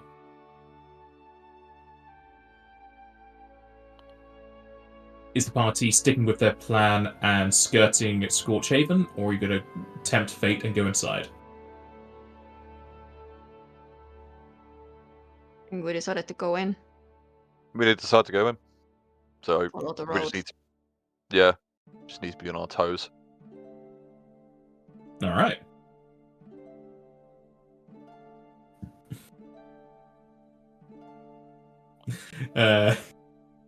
Sadly, with the fog, you're not going to see one of these things. Keeping a safer track, it takes you almost the entire day to get. Oh no, you're going to Scorchhaven. It takes you half the day to get into Scorchhaven as you move at a slower speed. Passing into Ignorof's domain, you don't feel any changes, though normally when you moved through Karthurra's, you didn't either. It was only during major events when he heightened the Veil's power. It seems like the DST hasn't caused Ignorof to do the same. It is a bit hotter, though, possibly getting closer to the Fire Dragon. It's just his domain and the temperature he likes to keep, but also that Scorchhaven has quite the hot springs that make the area a lot more moister as well as hotter. This heat intensifies even more as a man in a black cloak moves his way out of fog. He points a finger at the party and yells, Drzenka, you can roll spellcraft as he does this. You know what? For a place where there's a lot of, you're not supposed to ambush people, there's a lot of fucking ambushes. You can ambush, he's making himself known. If he did this out of the fog where you couldn't see, he wouldn't be allowed to do it. But it's also, it might not be assassination. Yeah, you can ambush, you can assassinate outright, and you can poison. Fine. But yeah, Like, there are ways The to rules get are around kind the of- rules. the rules are wishy-washy enough for these kind of things to be allowed. Alright, Drzenka, you would know, just have enough time to tell Zairin that this person is casting Disintegrate. What is going to be your reaction to this? Jesus. My reaction? Yeah, Drzenka will have enough time to tell you what he is doing, so both of you can have an action in retaliation to this. You can either move out the way, you can try and block it. If you have something that could do anything against disintegrate, you can try and do that. It is a ray, so it does have to go towards you. If you block it with something, it would hit the thing it's blocking. If it blocks, how far away is he from me? Due to the fog, he's about 100 feet away. 100 feet. Okay, that's too far, I think. Yeah, that's too far for that.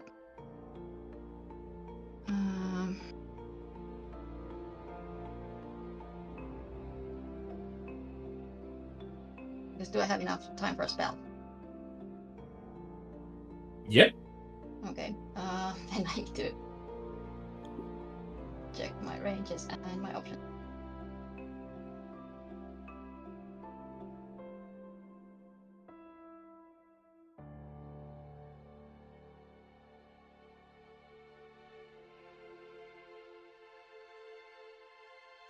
Who is he?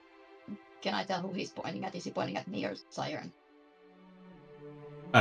He's pointing in your direction. You two are very close to each other. It'd be very hard to tell. Okay.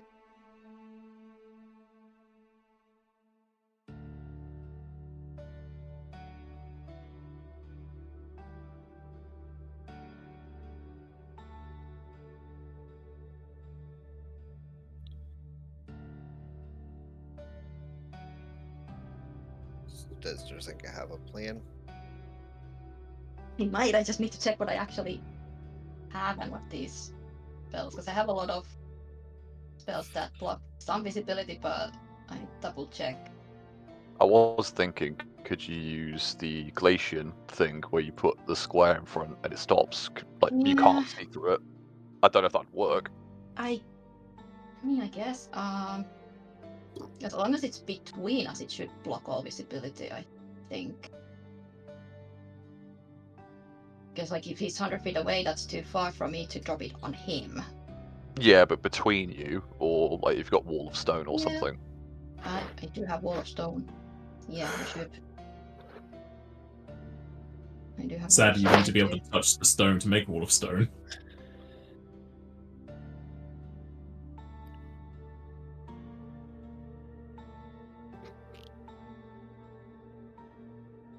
I also have a Wall of Ice. Yeah. Which I think I could technically just. Do you need to drive touch in the wall? front of- Sorry, go on. That's what I was thinking. Like, do I actually have to touch the wall myself to make the Wall of Stone? Because it's medium range. I'll double check. Oh no, you don't need to touch it. Sorry, I think it was something else. So yeah, you could technically use Wall of Stone to block it. Yeah, I think I'm gonna do that. I'm gonna throw up a Wall of Stone. 5 square per level, so basically block the road and make it as high as I can in front of us.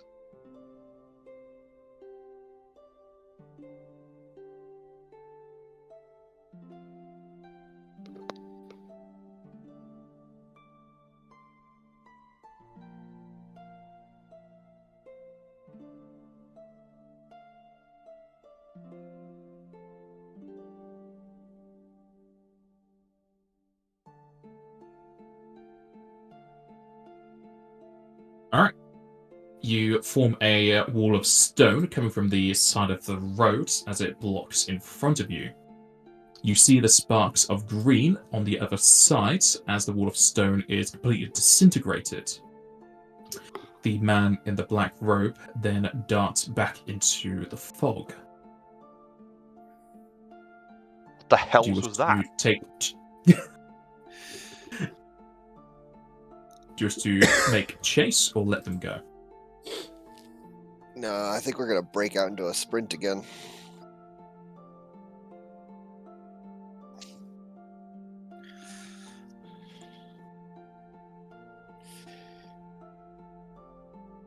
How far away are we from Scorchhaven?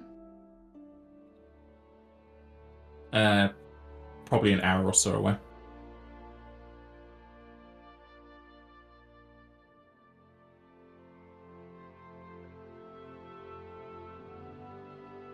Probably best to just keep moving.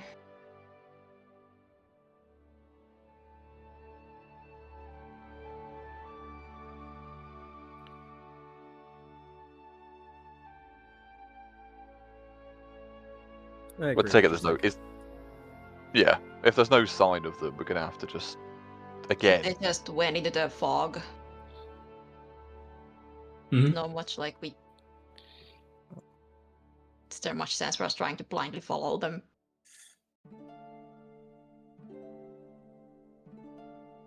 Yeah, that's good. I was looking at like, do I have anything like wind spells that could push it away? But there's nothing that's really going to help us here. Yeah, we haven't really got a choice. We're just getting battered.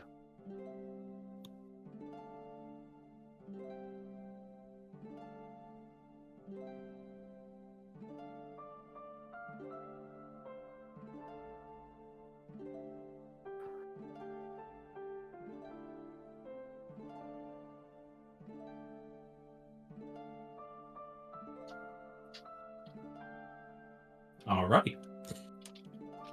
Leaving the robed attacker to wherever they are going, you can continue on your way into Scorchhaven. The fog will eventually dissipate as you make your way into the next settlement.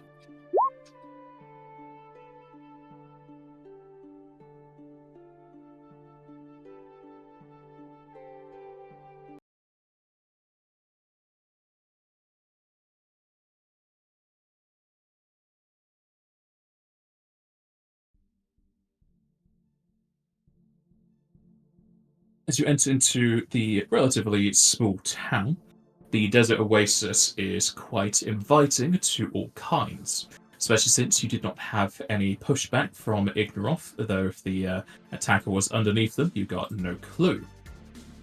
People go to and fro, many businesses, as well as many going to a very large set of buildings, as you can make out those where the hot springs are located. Every so often, you can hear the rolling breathing of several draconic beings from that direction.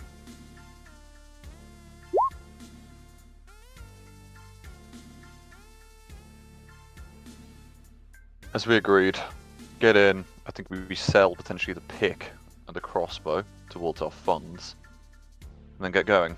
Unless you all have plans. Pick up some more food for the birds, but nothing much beyond that. Agreed.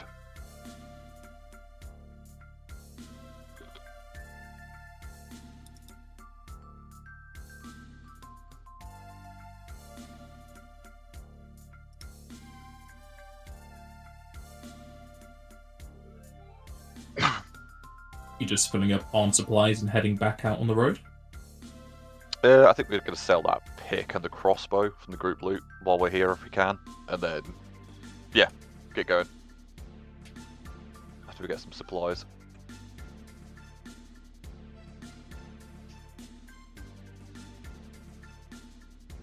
We haven't got a reason to stay here, I don't think. Not really. Like, the only thing would be maybe to ask if they saw anyone coming through, but that just take extra time. Exactly. If we manage to find a place to sell the pick, I'm gonna give the person we sell it to a description of who we bought it from, and let them know that if they come looking for it, to give them a real rough price.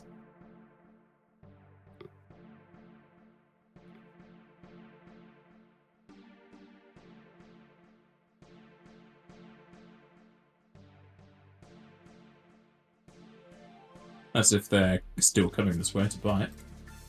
Yeah, I mean, they might not.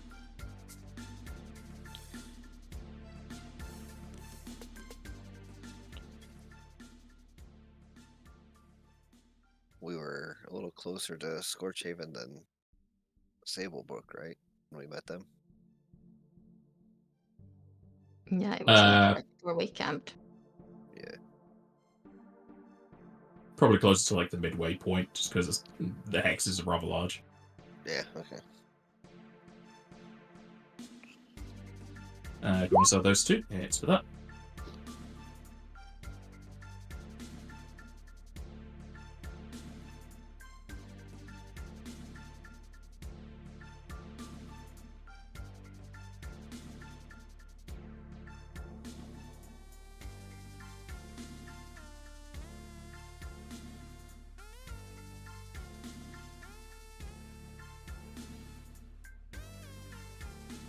Anything else? I think we're good.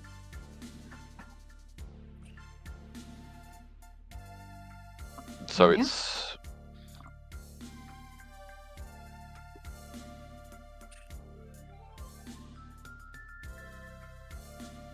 Are you leaving Scorchhaven to the southeast then? Yeah.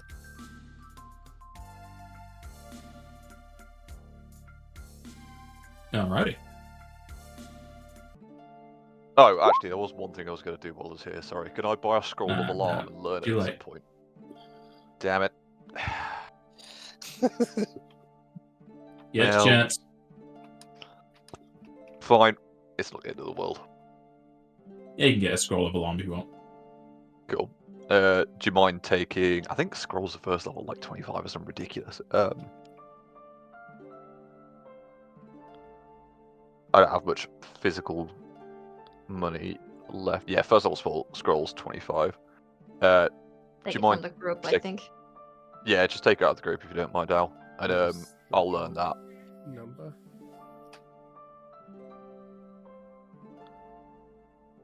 What was it? It's 25. It's very little. It's not a lot at all.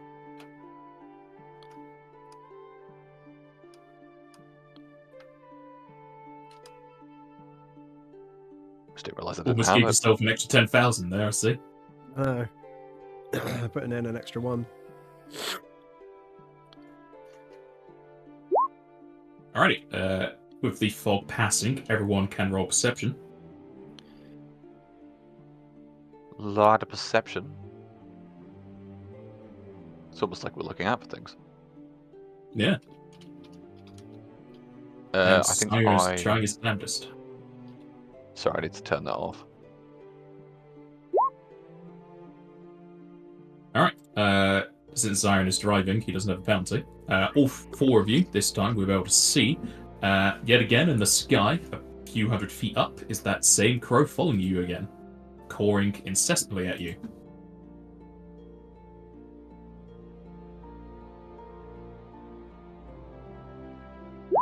The same crow that was exploded. Yeah. Ow, is it talking to you again? Yes, it is. I will find you, I will.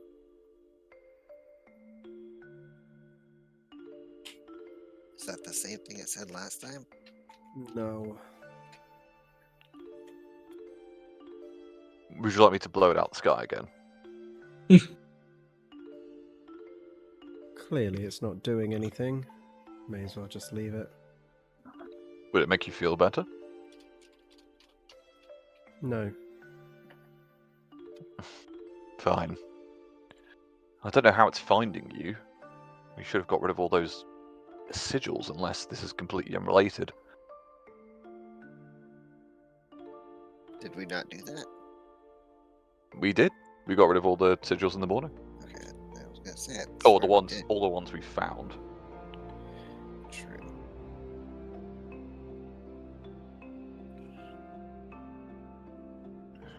They could just Well- know enough of us to track us without those items.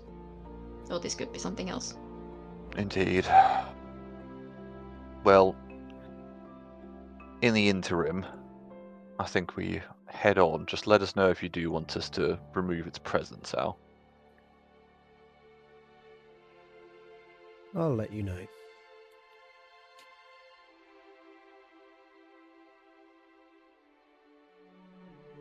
Alright.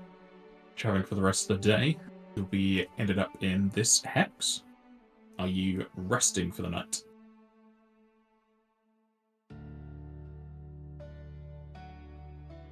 I don't see why we wouldn't.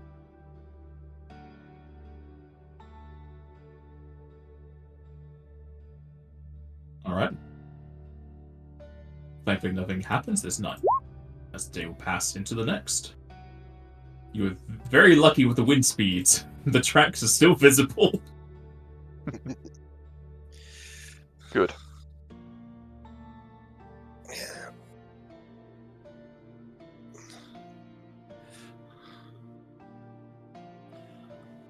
Setting off on another day of travel. you will no longer be able to see the crow.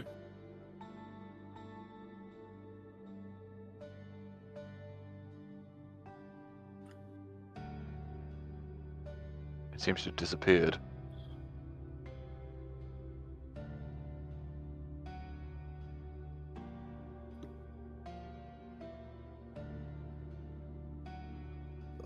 Well, unfortunately, I have to go. So, Real life? yeah. Alright, yeah, I mean, pass any time anyway, so we can end the travel to get to the nighttime. I will. We have a game next week, right?